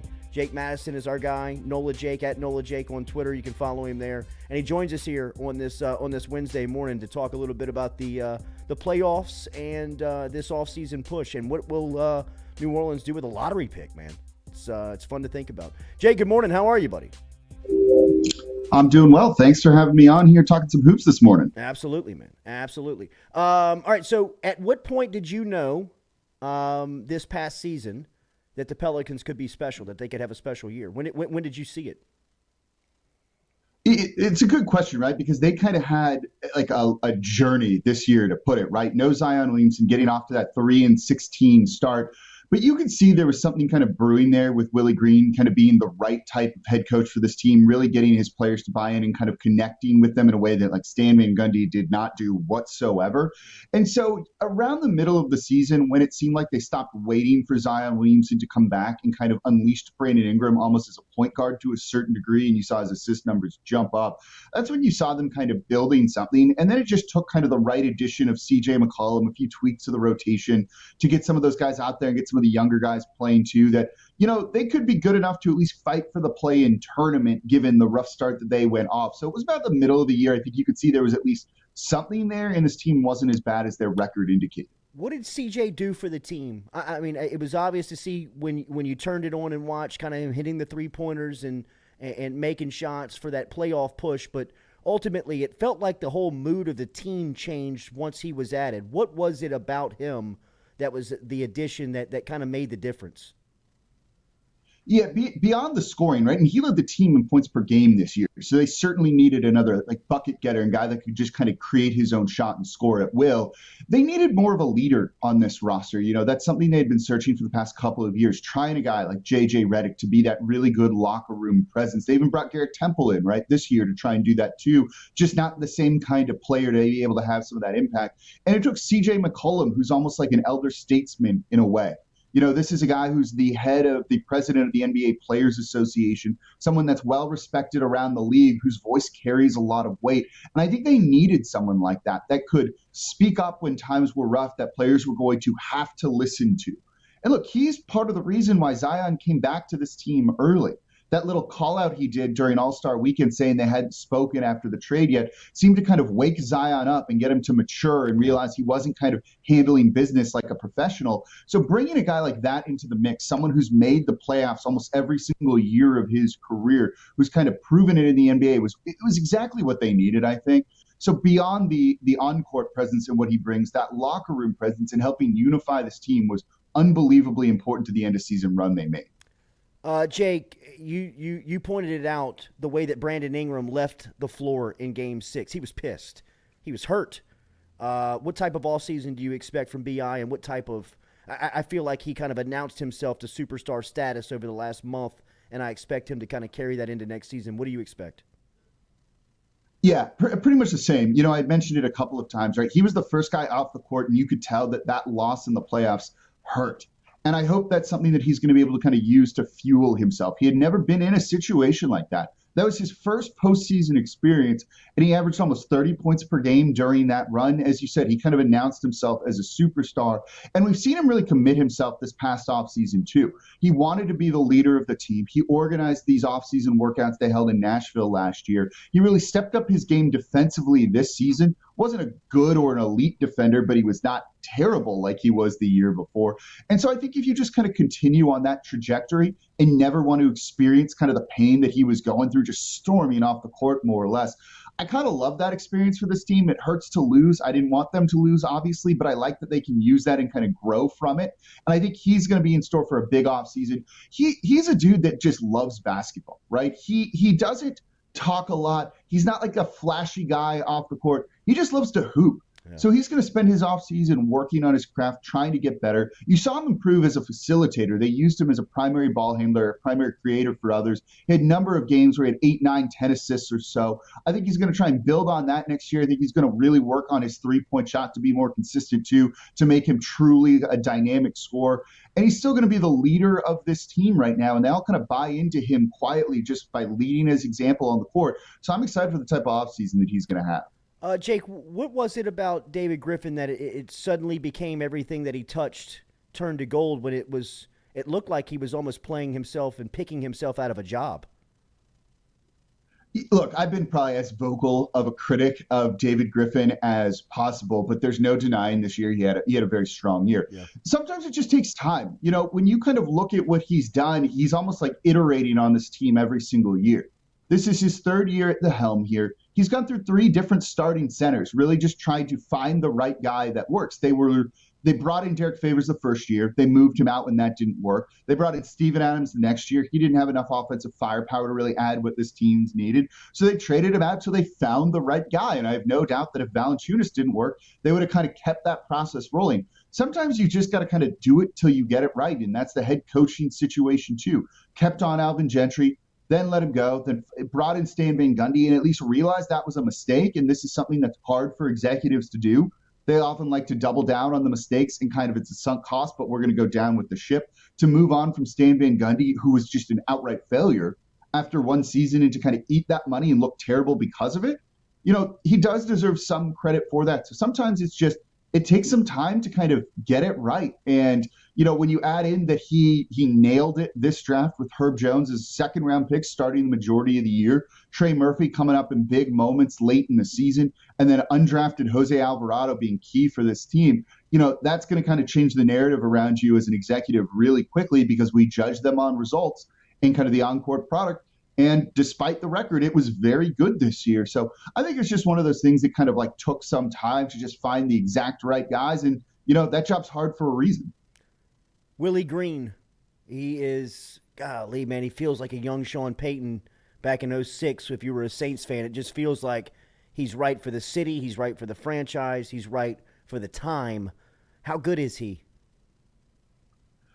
I'm a huge fan. I'm a huge believer in Willie Green. And it's funny, early on in the season when they were struggling, Todd Graffinini, the radio voice for the team, texted me and said, "In Willie we trust. Don't worry about this record." And he was right. Like, this is a coach that just gets it. And you're seeing a trend around the league, I think. You're seeing a lot of former players who are becoming assistant coach for a couple of years and then get hired as head coaches kind of sooner than a lot of other guys would. You're seeing it in Portland with Chauncey Billups. Jason Kidd's a bit of an example to a certain degree. And then even Ime Udoka with the Boston Celtics, who killed the Bucks last night, is an example of that too.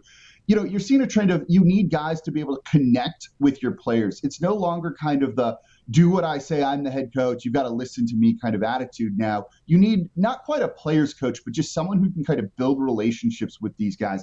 And that just seems what Willie Green is. And I think part of that is he's kind of filled a variety of roles in his career as a player. He was a starter for an extended period of time. He was a role player as well. And then he was a fringe guy in the NBA, just trying to kind of stay there and keep millions as long as he could. So he's able to kind of have been there before where a lot of these guys are and connect with them, and just gets that being a head coach is so much more than just the X's and O's and being a personable guy. The story I keep using is he went over to Devontae Graham's home for about an hour to kind of talk him through why he was putting him on the bench instead of having him start. Stan Van Gundy would have just been like, "You're on the bench because I'm the head coach, and that's how it goes," right? It doesn't quite work. There's a reason the guys were miserable last year. Zion Williamson called Stan Van Gundy Coach Gundy last year. Like, that's not the dude's name. Like, it tells you kind of everything that was going on in the locker room there and some of the dysfunction with it. So to just get a head coach that gets it and understand that it's about relationship building, and then played in New Orleans, seems to kind of get what the city is to a certain degree, and I think that's kind of a big thing that's really caused this team to resonate, not just with New Orleans but the region as a whole too. It just shows he's a guy that could easily be a top 5 coach in the league, I think, and you're hearing national media sing his praises left and right as well. The potential lottery, they have a lottery pick with the Lakers selection. Where are their offseason needs from what you saw from them last? Where do they need to go? It's funny. I was so looking forward to not having to cover the draft and start to scout all of these guys. And then the Lakers were just had a rough season, and this lottery pick now ends up in New Orleans. And it's a great problem to have, I guess. They still need some more guard help. They need another dynamic guard. I think we're all not quite enamored with Devontae Graham, whether that's starting or off the bench. He can come up at big moments, and they wouldn't have made the postseason without him with some of the game winners that he had. But I think you'd like a little bit more consistency there. They certainly need more court spacing and three-point shooting. They were one of the worst three-point shooting teams this season. So I think, potentially it's going to depend. What they do with that pick is going to depend on where it goes. If it jumps into the top 4, they're certainly going to keep it. If it falls to, if it ends up at 4 and you can get a guy like Jaden Ivey out of Purdue, I think that's almost the ideal player. Jabari Smith out of Auburn, I think, would be a game changer for New Orleans as well. But if it stays in that 8 range or maybe drops a little bit to like 9 or something, I think they're going to look to try and trade it. I've seen a lot of people throw the name out, like of Kevin Huerter with the Atlanta Hawks, who I think could be a good fit too. And there's some shooters they could go get packaging that pick somewhere, and they don't have a ton of money to spend in free agency. So that's really where they're going to look to kind of make a change. That's kind of their big move this offseason. Something with that pick, whether they draft a guy or end up trading it. It's going to be a fun offseason because there's a couple of different possibilities that could end up happening. Jake, do we know if Brandon Ingram can be the best of BI with Zion in the lineup and on the floor? How do you anticipate those two finding their chi together?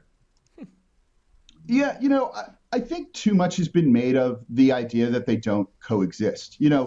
They both put up numbers last year. The team wasn't great last season because of other reasons, but it was certainly not because of Brandon Ingram and Zion Williamson not being able to coexist. Zion scored 27 points per game last year. Brandon Ingram averaged 23.8. The year before, where Zion missed half of his rookie year, Brandon Ingram also averaged 23.8 points per game. I think you've seen with his mid-range and being able to be a three-level scorer at the rim, mid-range, and then from three, he kind of fits with whomever's out there on the court and is willing to kind of adjust his style. And he needs to, because some of the spacing issues are there when Zion's out on the court. But he very clearly can be an effective scorer and a guy that can go out and get points. And now when you're using him as kind of a primary ball handler, a primary creator, imagine some of the screening actions with Zion setting a pick for him, then rolling to the rim. Are you going to cover BI? Or are you going to try and take away a rolling Zion that scores at like 80% at the rim at that point? I think that's going to put defenses in a bind. So I'm really not worried about them trying to kind of figure it out. I think we've seen kind of the best of them at times when they are out there on the court playing together too. And I'm excited to see what just adding a healthy Zion, because that's what it should be in theory next year, to this team can really mean for New Orleans. Will this be as seamless as a commitment as Zion made it seem to be when he met with the press and saying as soon as they offer, he's signing?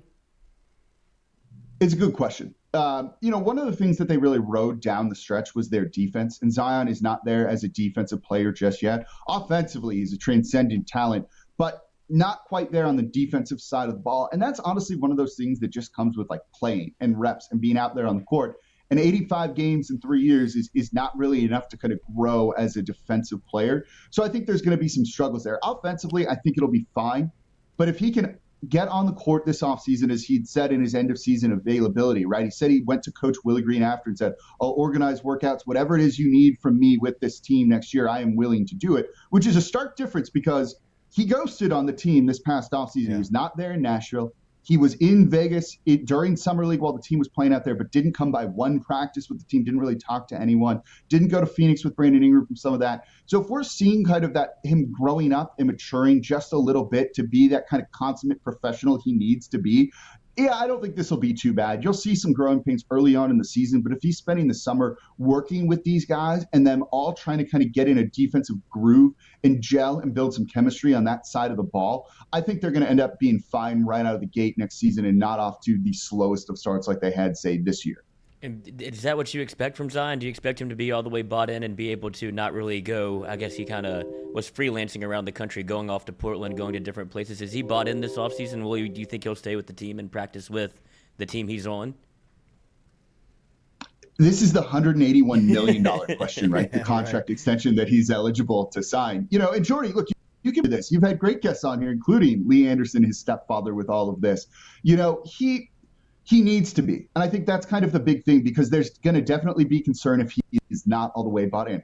I will say, having covered this and having some insight kind of behind the scenes on things too, he seems more bought in than ever before. The fact, I think, was some of those call-outs he had, whether it was CJ McCollum and then JJ Redick torching him on TV as well, really seemed to kind of wake him up and be like, oh, I don't want this, right? The narrative seemed to kind of get away from him, and the media and the fans really turned against him for a period of time. And that's probably not easy to deal with as a 21-year-old. And I think we need to keep that in mind, right? I was an idiot at 21, let alone if I had millions of dollars and could do whatever I want. I don't even know what kind of wreck I would have been, right? And so I think you've sometimes got to keep that in mind with these young guys just growing. They're not all the way there yet. But this did seem to kind of wake Zion up. The fact that he came back from Portland about a month early to be around New Orleans and seems to really like head coach Willie Green. And on your show, Jordy, Lee Anderson really spoke very highly of Willie Green. I think all of that indicates that, yeah, he's more bought in than he ever has been before. You saw him having so much fun on the sidelines during those playoff games, in the run-up to the playoff games, too. More animated, more engaged than I'd ever seen from him when he's been in street clothes.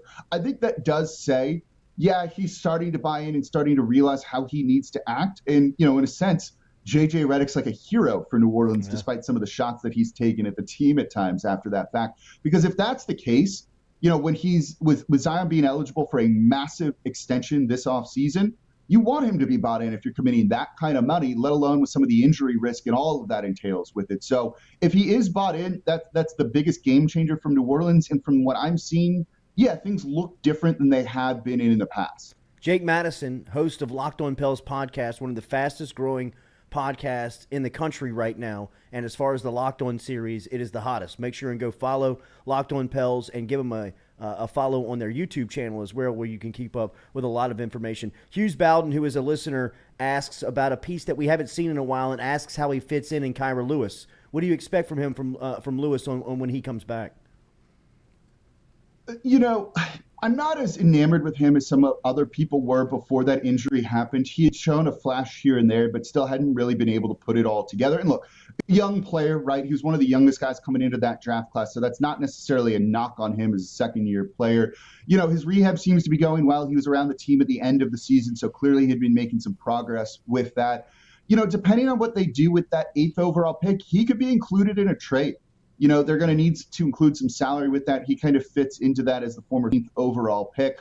I think if they feel he's fully healthy and he's making some improvements in his game, they're going to try and keep him and develop him. And they've had a good track record of that somewhat the past year with all the rookies playing well. But he does feel a little bit like an odd man out to a certain degree. So depending on a trade, he easily could be included with that, along with Devontae Graham, especially if they're bringing more of a higher level guard back to New Orleans. Jake, the beard game this morning is strong, my friend. The product on Locked On Pels is a must listen. I start my day with it every day on my bike ride. I catch it, and the thing that is the best about it is that it is there every day. You can depend on it. You can depend on the content. Thank you, Jake. Thank you for your time, man. Fire painting. A great painting. Of course. Thanks for having me on, Jordy. All right, man. See you. There he is, Jake Madison, checking in from New Orleans this morning. Finally in the Central Time Zone. I got him. He's from Los Angeles, and he lives and kind of commutes back and forth. So he's been on West Coast time for a lot of the playoff run, especially during the Phoenix series when he was kind of bouncing back and forth. But I'm telling you, man, if you were looking for Pelicans information, and the Pelicans seem to be, kind of front page news here in this offseason, especially here down locally. Jake's got it every day, man. It's free. It's there every day. It's dependable, and it's great information. Find it on Locked On Pels podcast. That conversation with Jake brought to you by our friends over at Hargrove Roofing. Our friend Steele Henry over at Hargrove Roofing. Get in touch with him today. 318-229-7266.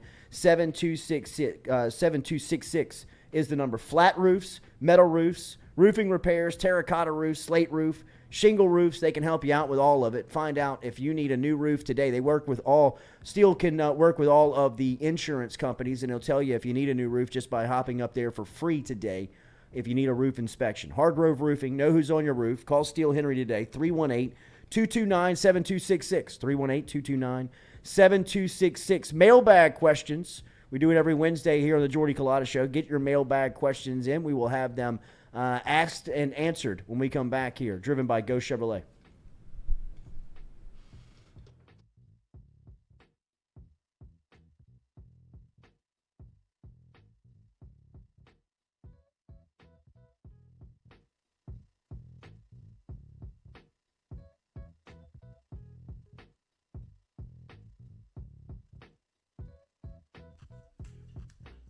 Hey y'all, it's Mikey from Mic'd Up. Catch us live every Monday and Wednesday, 11 to 1. Talk gambling, talk sports, have a ton of guests in here, get a little perspective from the athlete side of it.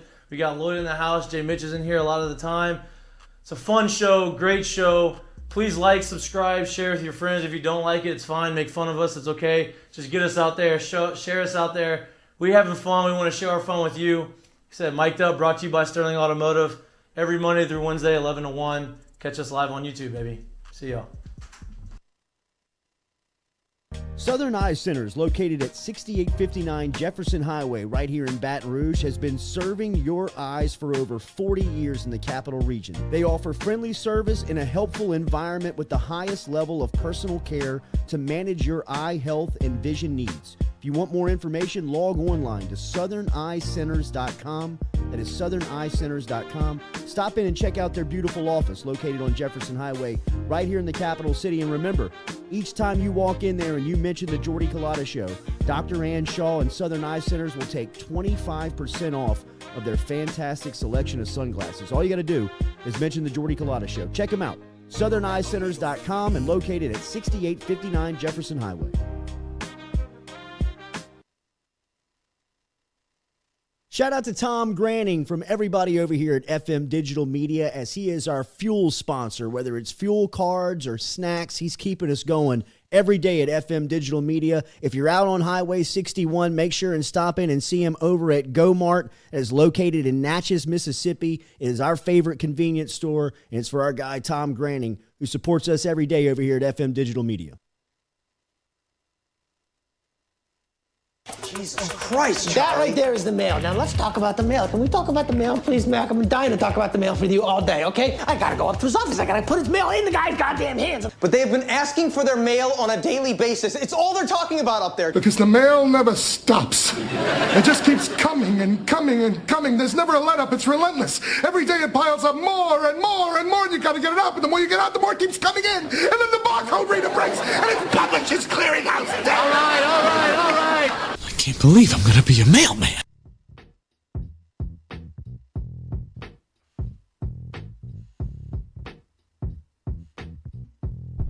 All right, welcome back here. Mailbag segment every Wednesday. We appreciate your interaction. Stewie, how we feeling over there? You ready to read? I know it's exam week. Yes. I know you're getting ready for finals.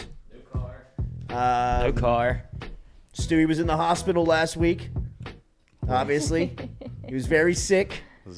Missed a couple of days. Oh, yes. I forgot about it. But it was his eyeballs. It was his eyeballs. Yeah, my eyes were Right. terrible, bro. It's crazy. Eye infection. It's crazy. Terrible. Yeah, it turned it in too late, though. He was 60 hours late. Really? 60 hours late, yes. Oh, Stewie, is that true? Yes. Very God. true. So the eye trouble just went away. Well, that's what I said. automatically. Yeah. Yes. Back down. Look at that. Now I can see. We're back. One shot, just one little visit there to the to our friends over at Southern Eye Center. Makes the eyes look great. Yeah, Stewie, thank you. I mean, appreciate it. I 2 for appreciate 2. Southern Eye Center. Right. This teacher was all up in his ass. And he was just like, "What do you want from me? I couldn't see. I couldn't get you the piece of paper. I'm sorry." But sorry, Stewie. Yeah. You look great though. Thank No you. gray in the beard. No gray in the beard. I would check. You Made me nervous. went Like to as soon as you check? said that, I went That's straight to the awesome. bathroom The check. vanity in this room, bro. It's unbelievable. It's unbelievable. I went to check. Starts from the top down. But you weren't the first person to Rattled ask his me cage a little bit. Oh, really? Yeah. that. No, somebody asked me that this weekend. I was like, I do lighting. not have gray in my Stewie. beard. It's because it's shiny and know, it it's just looks black good. hair and Sorry, it it's just shiny looks and the good. light It hits just it. looks good. Yeah, It that's looks all. good. Jake had a great beard. He did have gray in his beard. I had gray in his beard, but it did have did look gray. good. It was clean shaven. Yeah. All right, Stu, what we got? Uh, I'm seeing some still coming in on YouTube, Stu, so don't forget about those. All right, yeah, I'll do the YouTube first. Steve Hill Jr. said dude had relief eye. Wow. Our type of dude. Pink eye from the weekend. Jordy, is William Ivy, Jordy, is Will Wade jealous of your positive praise of the new coach? No, he's not, Billy. In fact, I don't know if I said this on air, but I think I did, was that Matt McMahon and Will Wade have shared some conversations, and Wade has been very helpful to what I have been told from both sides on kind of getting Matt McMahon acclimated to Baton Rouge and to the LSU job. They were also, they were pretty not close, but they knew each other before the job. Two of Will's former players were assistants for McMahon's staff on over at Murray State. In fact, he brought one of them with him from Murray State to LSU. Let me make sure and get his name right. I think it's Casey, but they are. No, he's not at all jealous. Nor am I. Casey Long. Casey Long, his assistant coach, played for Will over at VCU. So he's been, kind of keeping up with Murray State, with that staff for a while, so he's very familiar with that group. They said that Will Wade had moving trucks outside of his house yesterday. Yes. Oh, really? Mm-hmm. Moving to Tennessee, moving back to Tennessee to a house that he and his wife have owned for since they were at Chattanooga, and selling their house here in Baton Rouge. And I think they were waiting on their daughter to finish out the school year. Was kind of the holdup or the delay in keeping them here in Baton Rouge. You think he's going to pass through Tuscaloosa on his way? I don't know if him and Nate Oates. Yeah, and they throw eggs at his house. I don't know if Willie and Nate are hanging out on downtime together. Throw it, might leave an anonymous letter for the NCAA. Like, well, I got some stuff on old Nate. I do believe that Willie will get back on his feet now that you see the NCAA evaporating and going away. He's a hero. Yeah, I mean, look on the way out, it was obvious what their intent was. I mean, you've now seen legislation at the at the Washington D.C. level being moved to oust the NCAA, or at least try and affect the way that they do business as far as the timeline's concerned. It shouldn't take as long to rule on matters as it has in the past. As soon as Will Wade is fired from his job, they have legislation pushing that. Mark Emmert is on the way out. There is a total overhaul of the organization. That's why I really believe that LSU basketball is probably free and clear. I mean, I don't know that. I haven't been told. I just feel like with the NCAA, the state that they operate under right now, which is total disarray, they're totally, discombobulated. I mean, the whole thing's shaken up. And LSU has really kind of given up everything that they've wanted. I mean, the NCAA wanted Wade. LSU has fired Wade. And even more, moreover, from LSU's standpoint, you could walk in and say, not only did we fire Wade, but Joe Oliva, F. King Alexander, and the entire roster nearly has been turned over and is gone. And everybody who had anything during that time period to do with that time period with LSU basketball is out. So, look, I know that the NCAA does some pretty unconventional stuff, and they do some things that it's tough to really agree with. And they may come down and try and punish LSU. I just don't see where they first have the teeth to make that type of announcement where they're going to punish somebody. And secondly, go get your house in order. You know what I mean?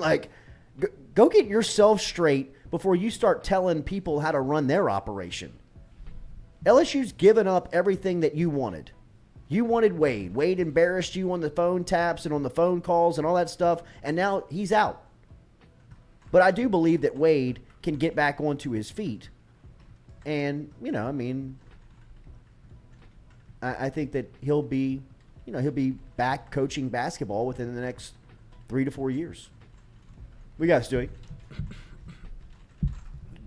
JP, Jordy. You're getting ready for the spelling bee. Jordy, what revenue did LSU receive from the Garth Brooks concert? Oh, I don't know. Parking concessions or a portion of the ticket sales? I don't know that. But if whatever they did, they racked in. Yeah, dude. Garth came for it all. I got to imagine that Garth has got a lot of.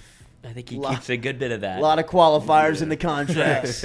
If I'm showing up and you're selling 100,000 tickets, I'm gonna be taking some off the top. Absolutely. So I don't know. I wonder if he had trouble getting out of town. Do you think? I heard the contraflow. Oh, no contraflow. So getting out of Baton Rouge or getting out of Tiger Stadium was a mess. Yeah. But I can imagine for somebody like they just him, let Girth go. Yeah, he got airlifted out. Yeah. There was a helicopter that there you go. when we were biking. I'm not saying it was him. Probably, but we were biking out of the stadium, and we kind of beat the traffic as far as getting on the streets as people were walking to their car and getting into their car and starting kind of the process of leaving. Cool. We were able to kind of get to our bike and head out. Did you get a number? No, Garth Brooks is worth $400 million, absolutely. so I'd imagine he does have a helicopter. Boy, if he wants sold one. more records in the 90s than Michael Jackson. I didn't know this. That is Garth. the stat. That's the stat. That's the first one on the headstone. That's the headliner. Sold more records in the 90s than Michael Jackson. I mean, say that out loud. That's crazy. Sold It's more records nuts. than Michael Jackson in the 90s. That is crazy. Wild. That's wild. Girth. That somebody out there exists and he's saying country music. I know. But he was so mainstream. He was. Like, I even but listened to him not then. more mainstream than Michael No, Jackson. no, but You know for what I a mean? country Like, singer. I mean, Michael Jackson was an international superstar. So was Garth, really. Obviously. And then when he came up with that Chris, whatever, Yeah, that was other weird. personality, you know, that he sold records too under Rich that people. name. Yeah. do Oh, weird so he stuff. got too famous for girth and changed his name? Yes. Remember I think he when freaked he himself I don't know came up with a anything pop about star this. I think he personality? freaked himself out. Like, got so famous, he turned himself into like a What was his It was alias? Chris something. Chris something. Are you googling I can it? see the I know. album Remember cover. he combed his hair Yeah, it down was kind of over very his eyes, and it was strange. like dyed black. It was very so odd, strange. and he had just a little chin Very thing in the strange. middle right there. I was can't weird. believe I remember that. It was weird. You haven't found it? I don't even know what I would Google. Just Uh, Garth just- Brooks' just alias. Garth Brooks. The hell? You know, Well, I Does put in somebody in the Chris. chat not know this? Chris Gaines? This is him? Chris Look at Gaines, him, yes, dude. that's That's him. not him. Yes, Yes, it it is. is. God. He dyed his hair, combed it over, did the And he chin did the cum thing. catcher. I mean, that was in the 90s, so he looked gross, Lloyd. oh wow, that is. What it's called. That's so gross. I didn't come up with that. Ew. Well, talk to Chris about it. No wonder he left. It's like a baseball rite of passage. It's That the, chin thing? Yeah. Oh, yeah. It's the Yeah. worst. The The worst. sliding Let's see. stamp. Yeah, with the Isn't Yeah, I that think it's weird? I called mean, a- I think he put contacts in. Like, I Yeah, think he's he got did blue the whole eyes. thing. Look at the glow up on Girth. Isn't that That does- weird? and now he's just back to fat country. Yeah, which is where he needs That's to where he reside. resides. Yeah. Yeah, that's where he needs to live. Chill out here, Garth. That doesn't even. He looks like Chris Angel Mind Freak. He does. That's exactly what he looks like. That's Ugh, so his strange. Skin looks soft. Looks fake. He looks Yeah. like that guy Adam Lambert from American He Idol. does He look like Adam does. Lambert too. That was so odd. What you guys doing? Did y'all know that he was doing that? We're like, oh wait, no, Yes, that's it Garth was- Brooks. it was Yeah, Or did well, I he mean, come he out? fell him off. doing Everybody's it. like, "Where's Garth?" I mean, But it did. But this really, Chris it guy's didn't pretty really good. this guy's. stick. I mean, it's. like, I the mean, music like was bad. he went on a run like where every song was great. You know, I mean, Yeah. it wasn't just the albums. Like every song on every album was great. I mean, it was like you could put it on number 11 and just let it play, bro. Yeah. Like the Beatles. And then he shows up, you know what I mean, like looking like Terrio. You know? I mean, just like, He does. what happened, bro? Like, what's going on? I talked to so many younger people though that went to this concert Saturday and were so gung ho in their boots and hats and all of them I left wore halfway boots. through because Did you? Yes. they didn't On your know the bicycle? songs. Tucked into the bike, tucked into the boots. And they said, what? They didn't know the songs, so they left halfway through. Bro, and I I was sang like, I every tried word. to tell y'all. I know, but younger people that like weren't alive. Yeah. I'm talking about kids. They all went, and then they were like, we hated it. We didn't know any songs, and I was like, what did you think? Did he play any Chris Gaines? Any of those No. hits? I seriously doubt I it. didn't even mention Chris I don't Gaines. even know any of the songs from Chris He Gaines. needs to bring out somebody that looks like Chris Gaines. They does. both be Great. on stage. Adam Lambert. Yeah. He does, but I don't think everyone remembers that. So that wouldn't really... William Hodges, he did it for a movie that never happened. That's a good story, Willie. Oh. That'd We be a stick to great that. excuse. That'd be a yeah. great excuse. But he put an album out as Yeah, Chris I think Gaines. he put a couple albums. I think he did too. It This was is odd. bizarre. Yeah. Yeah, Good for him. Seville Yeah. Jr., the dude has secrets. He does. yeah. Stewie, what we got? Hunter Fournette. Who has a more dominant season, Mason Smith or Jaquelin Roy? Ooh, good question. Mason. Mason. I Well, kind of think that Jaquelin is because I think you got to double Mason Smith. I think he's just too. I don't know if you can play Mason Smith one-on-one. I really don't. I don't know from a size, speed standpoint. I mean, I've talked to just a couple of people over at LSU, and the new faces that have shown up are shocked by Mason Smith, just his ability. The faces that have been there since his freshman season are shocked at how much better he's gotten since last year. Golly. Good. I mean, first year committed to a college football program, nutrition system. I mean, he's living under an organized schedule day in, day out. And, I mean, the NFL scouts who showed up at Pro Day, a lot of the questions I heard were about Mason Smith. You know The what I mean? next one up. After you checked all the boxes on Stingley and you got some information on Andre Anthony and you got some stuff on some guys that were going, you know, kind of down the line. Hey, coach, is Mason Smith as good as advertised? And like, yeah, buddy, sit down. Shit, when You know what I Nussmeier mean? came Like, in here, he was like, and yeah, don't worry about Mason Smith. He's no good. And he Right. was like obviously dripping with I think sarcasm. I think they are roommates. Yeah, they're roommates. Yeah. Um, Good Lord.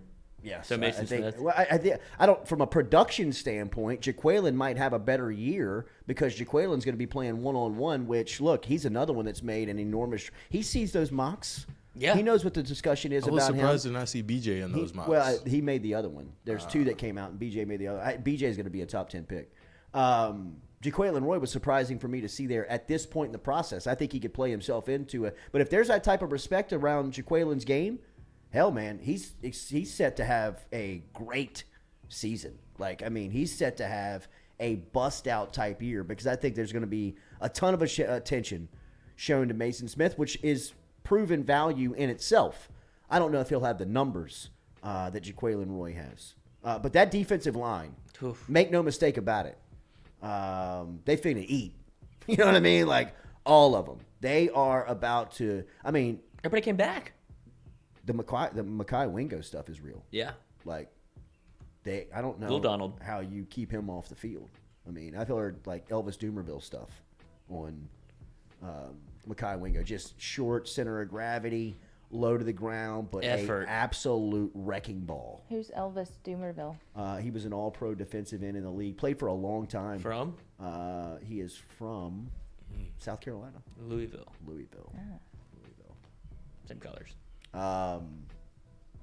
Like when? Was What- a better what player year with are Denver we talking about? or Baltimore? Ooh. I think he was a better player in Denver. Denver he led the league he in put up sacks. the numbers, yeah. But Baltimore, he fit the scheme so well. He was just like Baltimore's so good at drafting people that fit what they do. 2000s, early 2010s. Mm-hmm. Okay. His nephew is a tackle on LSU's team. So Marcus Offensive tackle, Dumerville? Marcus Dumerville. Okay. That's his In nephew. fact, LSU recruited Elvis to get Marcus. Like, he was kind of like the primary. Oh, that's cool. As the story goes, I think Oceanron got in a 4-point stance on Dumerville in their recruiting visit. In the ring. Oh, 5'11". I thought he was shorter. I said, than Elvis! Did he take his shirt off? Probably so. Probably so. Probably so. I thought Dumerville was shorter than that. He's 5'11". Elvis? Mm-hmm. I thought he was like 5'8", 5'9". Sophie's height. Well, I mean, when he's standing on an NFL football field Yeah. next to Calais Campbell. You know what I mean? You all look like Rico. Yeah. What we got? Stewie. Cole Lecoq. Oh. Ooh. Wait, This is stop. from What? Twitter. French. Is that real? Tigers seem to peak at the right time. I think he's talking about baseball. Baseball. While defense may be their Achilles heel, can this team make a deep run with the lack of true starting pitching? Tournament play has a way of killing the best, even the best bullpens. I agree. And one thing that LSU has in their favor is the numbers. I mean, they've got arms. They are kind of built for tournaments. They're built for the postseason almost. And look, I know that it's kind of been an inconsistent ride with the offense the entire season, and the defense has been subpar, which is not, championship worthy defense. It feels like it doesn't feel like you can win a championship with that style of defense. But the offense is still scary enough where anybody and any day they could, they could put 8 or, especially with like Pearson now hitting like he is. Barry and Cruz are hitting absolute bombs. Yeah, they found something with these young guys. Yes. Stevenson coming in, like they have a good rotation of people that you feel comfortable playing. But Someone's back down off of those toe taps a little bit too. there we go. Ronnie got him. It's down got to in like his head. 2 or 3. Surely somebody said something, right? I think it's just a comfort thing. Stop doing 8 toe taps. I think it's a comfort Baseball. thing. For baseball. But I think that he's right about bullpens being eaten alive because of what can happen in tournament play, playing, back-to-back games, stuff like that. But if LSU can get some consistency from their starters other than Mikhail Hilliard, I think you'll see them be able. It really is contingent on Blake Money at this point. He's got to be able to be an arm and be a guy if they want to do anything. What you guys doing? Herb, extreme LSU. Why is A&M ranked higher than LSU in the polls? Is this football? I don't know if It this has is to be, football right? or 'Cause baseball. they're stacked. I I'd think imagine. A&M baseball is up there too right now. I don't know. Depends on the sport, Herb. I don't know. Or be more, Be more specific. yeah, Be Sport. less on the clarify. herb. Clarify, Herb. Clarified butter Relief Med, promo code Jordy1. for herb. Any more, Stewie? Aaron Weiss. Can we get Representative Stefanski on to debate the crawfish dusting he is so fond of? Aaron Weiss, who is the new offensive coordinator at University High. Representative Stefanski, who comes out of Crowley, Louisiana, a habitual spot and armpit of our state that dusts their crawfish Wait, for so whatever does reason. Stefanski dust his? He's a Southwest Louisiana Oh. native, which, for whatever reason, they are very prideful about their food, as they should be. I've never had it like that, I guess. You would know if you did. Why? Some of the 'Cause they best just dust it on cuisine top. in our state comes out of that portion of the state. They just can't claim the crawfish. And and look, I'm not the judge, jury, and executioner on this, but on this matter, I feel like I can speak for the people. And there has been too many crawfish boils that we have all been to that you leave very happy, and the ones that you ask the questions at are the ones that the hosts are dusting the crawfish. Wait, like what kind of question? Oh, this is a gateway problem. Like it's Just- a peek inside their life. What are you doing? Yeah. Right. Really? Like where did this go Wait, wrong? why, for What else you? are why you is it doing that wrong? At bad? what point did you think that this tasted any good? And for you to be a Louisiana native and shake that shit on top of the boil after you pull it out. After you did all is the hard work. Just blasphemy. I mean, it really is. It feels Well, I don't very get it. Pensacola. It feels very Alabama. It feels very Arkansas. It feels very Well, Texas. you don't trust yourself. You don't trust the process Yes. of what you just went through when boiling the But if you're crawdads. dusting shells and you peel the crawfish, what taste are you even getting? What, just on your fingers? Well, Katie's a Mississippi native and I am. showing her I am. I ignorance didn't here eat crawfish to till I South got here. Louisiana. You want the seasoning in the boil, Right. so it soaks into the crawfish. Well, do they not do that too? Like they don't boil it with seasoning? They only dust it on afterwards? I can't speak for a duster. Okay. I've got no. I'm just I've curious, got like, why do no y'all hate dusting idea so much? Well, I hate it first off because all the shit gets in fingers. your hands Right. and in your fingers, which is not where it's supposed to be. Yeah. And like when you've got a cake of salt, pepper, and your seasoning on your wrist and Papa palms, Earls. it's a terrible boil. Like I've never been to any good crawfish boil that had dusted crawfish. I mean, like I hate to speak in such definitive like such hyper, but I can never remember being like that was pretty good. Like now can I get a fucking roll of A hose? just I mean can I guess get a I've never slip and slide, a noticed. pool, something to get this out? Surely I've And if had you it. have like a cuticle or something, a hangnail Ooh. exposed, that can ruin a day. It's just that my Yeah. fingers Well, that's why hurt. they offer gloves. Well, Gloves. yeah, Katie, so we're you not going sound to the like you doctor's sound office. like sound you like a are from duster. Louisiana You sound like a duster. and a duster. I don't make crawfish, so I'm not dusting them, and I don't wear gloves when I eat it. So I don't know what the hell y'all are talking about. I don't Good know. pull back there. Sounds like it, Good I cover up. don't. I don't. Sounds like you wear gloves. I do Yeah. not wear gloves. and it sounds like you dust your crawfish. I don't make crawfish, so I don't dust it. I don't even know what that means. So would you know how to boil crawfish if like No. they gave you if the you pot were like and gun everything? to my head, here, make these crawfish. I mean, yeah, I would boil water and dump them in there. Louis what am I, a Caro said. chemist? Louis Caro said he stopped in Crowley once and couldn't even finish them. Oh, Hayden geez. Paris, who we steadily disagree with on this show, says that he dusted crawfish is a telltale sign of impending disappointment. Yep. I agree, Hayden. Jeez, y'all. Happy birthday to your ex-wife. Yeah, that was nice of you. Sucks for you. Or maybe you're happier now. Yeah, probably not. Yeah. I wish happy birthday to my ex-husband. It's Sunday. On Mother's Day? Yeah, his birthday's on Mother's Day. Oh, He yeah, hates well, that when it yeah. falls like That's that, tough. and I hate it for Gosh, him. that So I is always tough. just give him his birthday. I'm like, I hate Mother's Day Ugh. anyway, so I'm always God, like, that just is don't tough. even. I don't need anything. I don't Than need your the birthday. celebration on my birthday, though.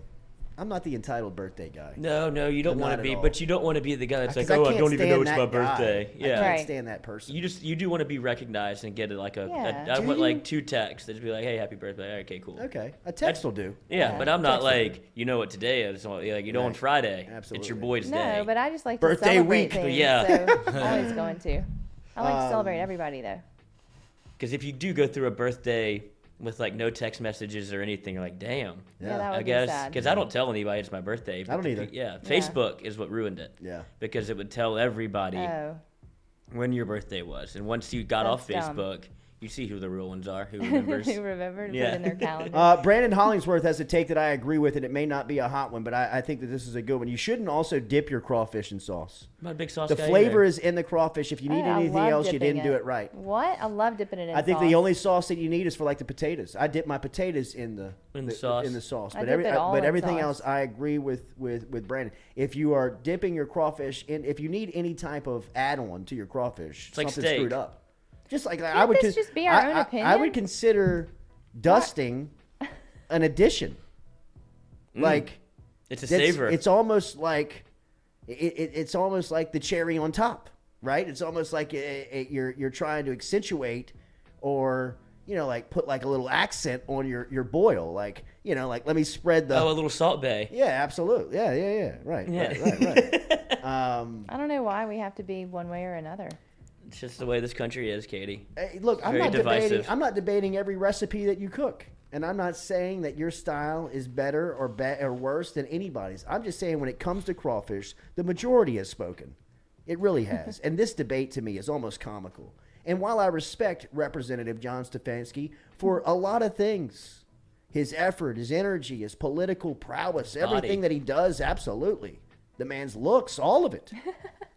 I just can't get down with Dustin Crawfish. I guess I don't love crawfish enough to be this freaking passionate about it. Like, if I never had crawfish again, I'd be fine. But if I'm going to have them, I want to dip it in a sauce. When you buy crawfish, do they count the corn and potatoes towards the total pounds? Like, if I say I want 10 pounds of crawfish. Really? Yeah, because they scoop it out and put it on the thing. Don't you get an isolated bag of corn and potatoes? I usually get it some places you do, some places you don't. Oh, some places you have to pay for it separately. Yeah, and some places they scoop it all together. Yeah, don't cut my crawfish. Brandon Hollingsworth, sauce should only be used for the fixings. Thank you. That's right. Brian Burgess, it's a big deal when you have a decade birthday. No, it's not anymore, Brian. Get over it, bro. You telling your people in the office that it's your birthday, they think you're weird. They talk about you when you walk away. No, that's not true. John Quav, LOL weird. We're talking about birthdays because today's mine. Happy birthday, John. There we go. John Quav. Happy birthday, John. Reed Rule, your take on pineapples in the crawfish boil. Never had them. Haven't either. Doesn't seem like they would belong, though. But I would try anything they put in the boil. I love when they put random stuff, asparagus and artichokes and all that. Sausage, little smokies. I've had little smokies in there, which is that's awesome. I like the artichoke hearts. They do that? Yeah, you told me that. Artichoke hearts are I've great. seen it. I don't know if I've done it. Good. Then I saw somebody put an onion, like the heart of the onion in there. Absolutely. Well, I think you just kind of keep that on the base of the boil just for the seasoning. Yeah, right. I've seen people go for it though. Yeah, I bet pineapple is good. A little sweet and spicy. Let's have somebody come boil crawfish. I've seen people put here oranges for us. in. Could You do it somebody for come hot boil art. I'll stand by my nights. boil. Yeah, Friday. I would stand by my boil. You Wait, boil? you boil? Yeah, absolutely. Can You you burn? boil them Absolutely. Friday? I've been boiling since I was 15 years old. I've screwed some up. Of course. Really? But just like riding a bike. I mean, People I feel like I've like mastered your boil? it. I've heard good reviews. And I mean, I like Louisiana. I mean, people will tell you I've heard your crawfish sucks. Yeah. You know what I mean? Like I had to work my way out of that and find Your groove. find the chi. Yes. What do you do? I've never done a boil. I can't tell you. Yeah. Really? No, I'm Do you I have? tell you have to out kill you. loud. I mean, here. But Stefanski could be listening. But do you have a recipe that you follow every time? Like you're strict about Absolutely. it? Okay. Wow. Yes, That's yes. shocking to A hear from recipe you. for like the water 100%. that you boil in? Like the stuff you put Katie, in you don't there? just boil water. Okay, I don't know Start that. with. I mean, Gotta True put a blue little water. seasoning in there. Little boil. well, yeah, I know you know? there's seasoning, but I didn't know it was like a big deal. I've got like oil. a basic base. Yeah. You know what I mean?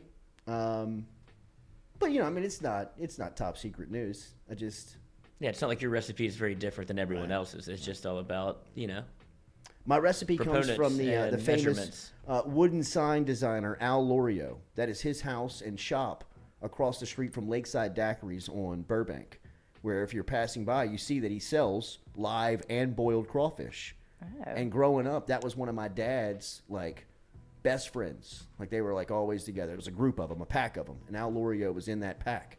And he was the guy that would cook the crawfish. Like every time they would get together, this time of the year, I recall as a kid, being around my old man and his friends. They played spring flag football, spring softball. They would do all that stuff, and then they would do Kentucky Derby parties this Saturday, and all of those outside events where people are outside in the sunshine. I can remember this as a kid. He would always be kind of stirring the crawfish. He'd have kind of the paddle and telling stories. Got a great personality, and he gave, this is true, Sammy's on Highland first started selling crawfish around the mid-90s, late 90s.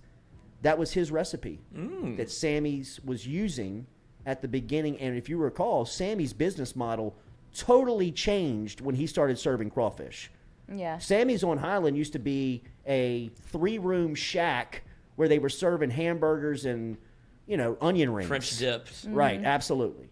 I mean, the backbone to Sammy's restaurant and grill was the bar business. People would kind of sit at the bar and drink all day and night. And that was, and you go in there and grab a burger, right? Well, he started selling crawfish late 90s, and then you saw his operation expand. He added on. He started Sammy started popping up in Prairieville, in Zachary. I don't like their crawfish really though. You won't like Jordy's then? No. It's now it has since changed. The recipe has changed. Not yours. Sammy's has closed, reopened, different ownership, different management, and I haven't gone back to taste but the first recipe that Sammy's boiled crawfish under was Al Lorio's recipe, and that's what he gave me. And that's when, for about 5 or 6 years, Sammy's was the authority on crawfish in Baton Rouge. If you were looking for boiled crawfish and just wanted to go sit down and eat it, you would see everybody you knew each time you walked into Sammy's to get crawfish, because that's where the whole city was getting their crawfish. Now, there's a lot of options, and many people are doing it. And many people have seen their business expand because of it. Feels like it's lakeside still for crawfish. Really? Doesn't it? Yeah. I wonder if that's Al. That's what I was thinking. I wonder if it's Al. They need to be big for me to really like them. Thank you. Yep. Right? For real. Like the tiny ones are not no even good. worth it. And then the shells are all size. It's not worth the peel. Yeah, it's not worth the peel. Lemon's not worth the squeeze. Yeah. What else we got? But you also put in the boil. Absolutely. Lemon's a key ingredient. Oh. We're going to unearth this. We're going to get I think we should have a boil off.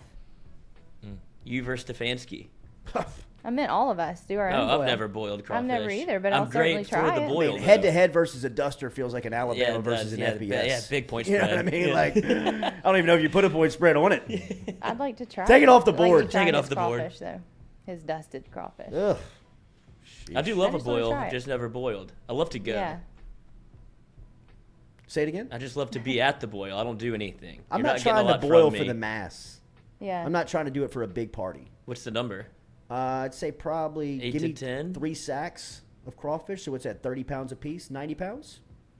I do a sack and a half. If I could do a sack and a half of boil and do 3 sacks, I'm good, because I don't want to change my water. If I've got to change the water, then I'm in trouble, because I don't know how to navigate that part. That really got me in trouble in a boil. You know what I mean? Like, I looked very rookie. So how many people is it, like, what does 90 pounds get you? How many people? What's your max? Usually you think 3 to 5 pounds a person. So give me 5 times 90 on the fly there, Stewie. Finals week. What you got? Hey. Terrible at math. 5 divided by 90, Stewie. How many times does 5 go into 90? Or 5 times 90? 5 goes into 90. How many times, Stewie? Finals week. 18. 18? There we go. 18 people. That's a great boil About 20 number. people. About 20 people. Yeah, because you have to have like a certain amount of people to consider even having a boil. Can you boil for us? You can't boil for 4 people. Yeah, well, there you are could. more than 4 people that work here, though. I consider like a boil, like you said, like between 16 to 18 people. It's got to be a reason to. Well, we can bring someone. Yeah, we'll do it Friday for Hot Art Cool Nights. Yeah, you want to boil Friday? Yeah. Oh, let's do it. I will.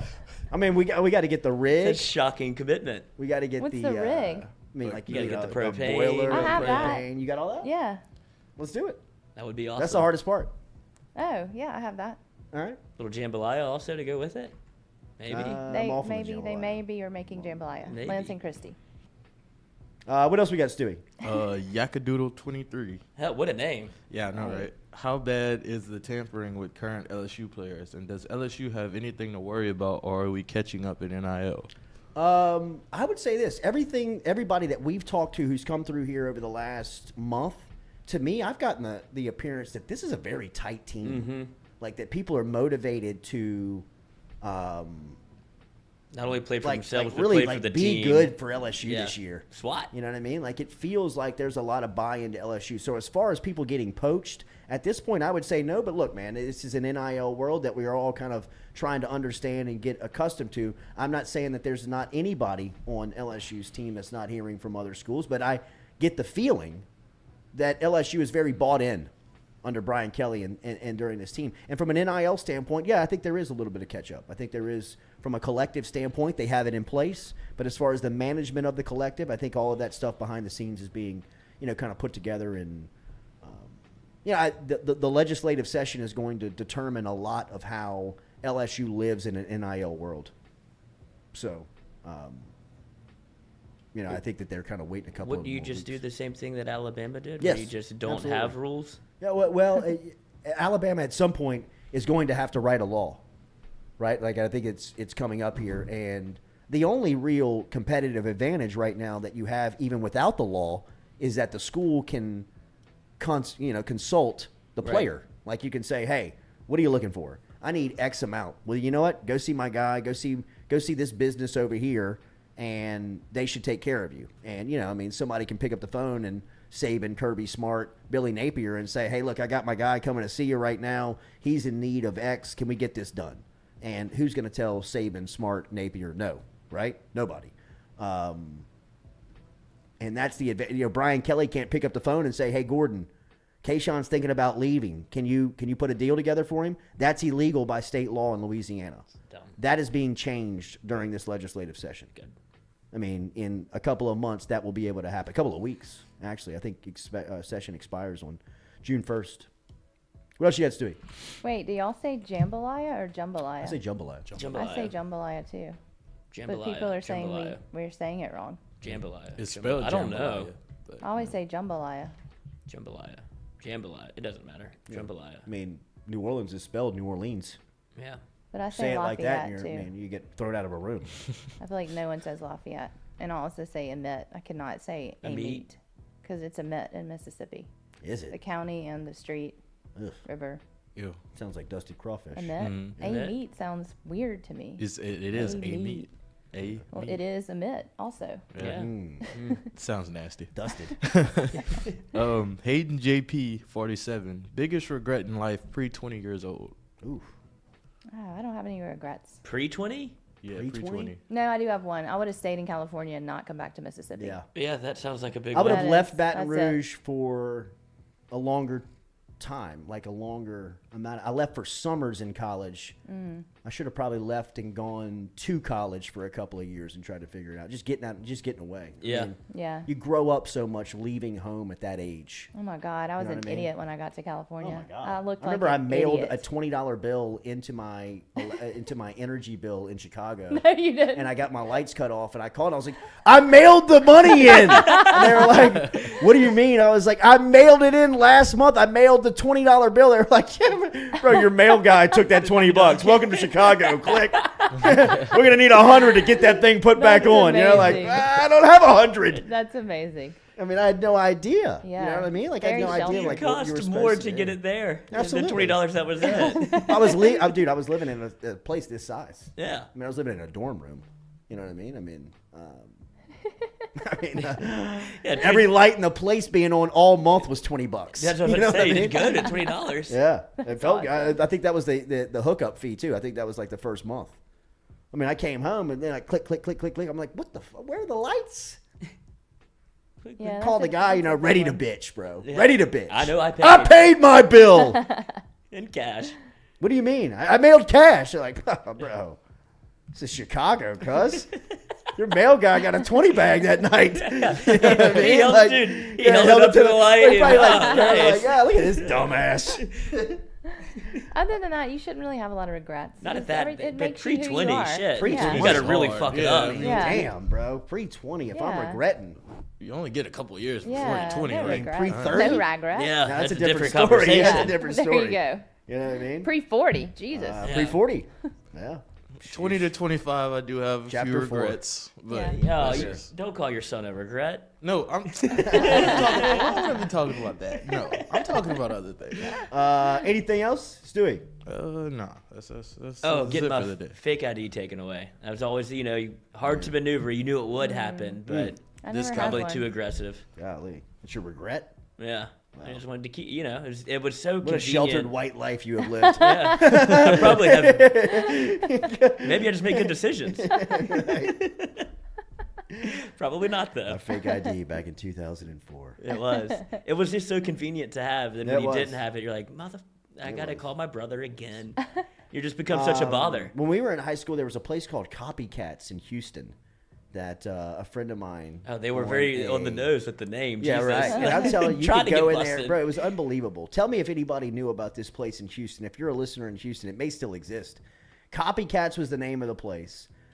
Me and my two buddies on a day off of school. It must have been like a Memorial Day, some type of like Monday holiday. What a plan. We jump in the car at like 6 in the morning. They open up at 10 in Houston. And I am a sophomore in high school. Wait, you drove there for I this did not place? drive. But you went there for this place? We went there 2 copycats for this specific spot to go grab, and they were running a week special. 2 for when we 1? showed up, a 2 for 1. Yeah. A 2 for 1. And me, my buddy Rock Lee, and Tommy Spinoza was our driver. Tommy Spinoza drove us there, and also was picking up the cop. And Chris Benton. It was us 4 who took off on a Monday, 6 a.m. Pull up to Copycats like 9:57. The guy's like opening the door as we walk in. Tells us there's a 2 for 1 special. You could pick any state in the country. This is a real place of business? This was in 96, How? 97. Well, that's right. Yeah, this was very illegal. I'm sure he was doing something Yeah, else. but I'm telling you, this is a strip mall in Houston. Yeah. It wasn't like How'd we're they going to do meet that? this guy in Houston, right? So we go to Copycats, pull up. They're running the 2 for 1. And then, next thing you know, I've got 2 Oklahoma IDs stating that I am 21 years old. My name is Jordy Nelson. Jordy I actually Nelson. picked it. Oh, Yes. nice. Who went on to be a star wide receiver Great for both career. Kansas State and Green Bay. Finished his career. You picked the name? With the Oakland Raiders. Yes. Aaron Rodgers' That best night, we drive in. We're fired up. We're stopping in Lake Charles. We're stopping in Beaumont. We're stopping all the way home. We got tall boys. We got 12 packs. We got dip. Like it's We going got out of- cigarettes. We got chewing tobacco. Anything illegal, we'll take 2 of Lottery them. ticket. You know what I mean? Anything that you got to be 21 for, we're all in. So we pull up, get back to Baton Rouge. We're at a house party over at my buddy Kevin LeBlanc's house in Terra. And they send us on the beer run. Me and Rocky Boy go over to the beer run. I pull up to the Chevron on the corner of Old Hammond and Drusilla, very close to the UDL, which now has been torn down. The Chevron stood there for a long time. It got torn down probably about 5 or 6 years ago. And I pull up, throw probably 2 or 3 cases of beer on the counter. The counter. Old hat at this point. Lady, dude. yeah, absolutely. I'm seasoned by this point. Lady, like you had the clear thing in the wallet, like ID, like flipped it out to her. You know what I mean? She's like, take that thing out. I was like, huh? She's like, take that thing out. I was like, okay. She's like, boy, that's fake. Kept it. I was like, give me that back. I just got that today. And she was like, boy, you better get your ass out of here before I call the cops. How did she know it was fake? I don't know. She looked at it. She looked at it like, was like, let me see that. I was like, huh? She's like, take that thing out. I was like, No. huh? No. Forget the beer. Yeah. She's like, take it out. I'm like, here. She's like, boy, that's fake. Yeah. Put it right in her That's front pocket. amazing. Get out of here. I was like, Rock's like, what happened? I was like, dude, we just got popped. He's like, you gotta be kidding me, bro.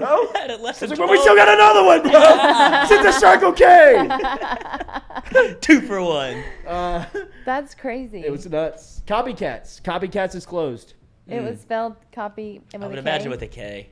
Why? Copy K. Why would you change 2 words that both start with C to 2 words Because starting they're with running K's? an That makes illegal me business. so mad. Like Country Kitchen. Ugh. God, I hate it when people do that. We had ID Chief. Chief ID is one of the 2. It's a website. Same thing, 2 for 1. Crazy that they knew one. Wow. These are not that good, so Right. one's going to get Yes, taken. you're Should have going been to Did a. I just get an ID? Yeah. And then I From lost the the second one. DMV? I lost the second one at the Gold Club. But why didn't you just go get why Within the didn't month. You have people go get a license and give it to you? We could do that then. Then I did. And then Rory Abear. Do you know Rory? No. Yes, I Yeah, know he's Rory. Mercy Dad. Yeah, I'm Salt friends and with pepper. Andre. Good looking dude. Yeah. Now he looks like he could use my ID. I look like the old guy. But you could do he that looks then. like, You he could looks get like more Benjamin licenses. Button, and I look like. He's gotten younger as he's aged. But when he was 18, I was 15, and was Look just enough alike. yeah, could pull it off. That's what I had. I had a real Could pull it ID off. that was somebody else's. Brandon something. I can't But remember then they his last stopped name. letting you do that.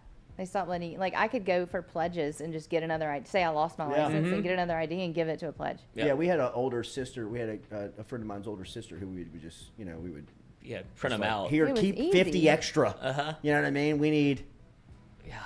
But Those they are the didn't days. care at The the days, DMV bro. if you went and No. said you lost your license. You can't do that anymore. No, you can't do that. We had a friend of mine that came across like the slips, like with the holograms, and all you had to do was like get like the picture with the information, and he could slide it in, and he would laminate it. Yeah. And bro, when you had that, you were in. You would like show it to a cop. Yeah. You know that's what I what I mean? did with mine.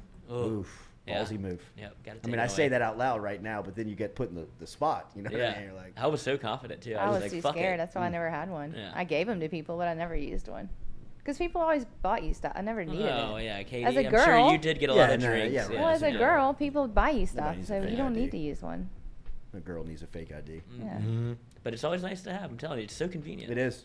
I remember when my buddy got his first when we were still in high school, and it was a celebration. Well, you feel like just the toast of the town. Yeah, like we went to BP. I still Man. remember what we did. I'm when with we Rory. went. Yeah, right. We were in the car just listening to Nelly, just hitting the top of the roof. Right. We're set for life. Nobody can stop us now, Who's boys. gonna tell us no? That's amazing. 16, acting like you're 21. Now we're having a party. We have to. We got booze.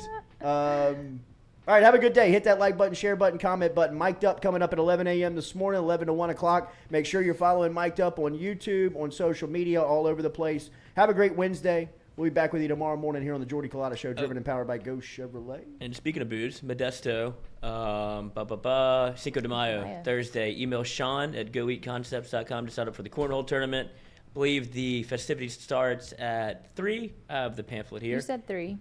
3. And the cornhole tournament starts at 5, I believe. So me, Mikey, a couple of other boys from the Mic'd Up crew will be out there kind of emceeing the thing. You'll see us. Come say hey. Are you playing cornhole? No, not a cornholer Okay. myself. But I Why not? appreciate people that I don't like the game. Oh. I don't like to. I've never played it. Yeah, well, it's okay. It's You fine. just throw the but- beanbags in the holes? Yeah, it's just I feel like if I'm doing that, like it's always at a tailgate. I'd much rather be spending my time doing something else. Yeah, like I'm it's with not you. not very conversational. You're kind of stuck there if it's not going great. Oh, really? And You you're have to just- like finish out a game? Yeah, Do so people we're get like competitive? Oh my god, that's the other thing. You know what else really? the game is like that? Is the washers? The powder slide game at the bar where you. Oh, yeah. What's that called? What is it called? Like the Olympic sport yeah, they do on curling. the ice. Yeah, it's curling. Yeah, It's they have that at Is it called Radio curling Bar. in the bar? I don't think I so. think so. Is it? I think so. I don't It's know what called else they would call curling? it. They have that at Radio Bar, a big one, like along the wall. There's a great bar in New Orleans, uptown, that we would always go to that had that. We'd get stuck there playing like until 4 in the morning. But it was one of those games. It was like, I'm ready, bro. Yeah, This is over. This are is you over. still having fun? Come Like, on. no, it's like, Yeah. we don't have to finish the You game. got to do something with it. It's like, Yeah. I mean, it's like smoking. Like, you got to just do something. Right. You know what I mean? Like, do some you even point- smoke? No, I'm bored. I'm just bored. Right. Just do something with my hands. Right. All right, we're having, have a good day. We're signing off. See you. Modesto. We're having a good day. tomorrow. We're having a good day. That's Shuffleboard. self-affirmations every morning. We're having a good day. Shuffleboard.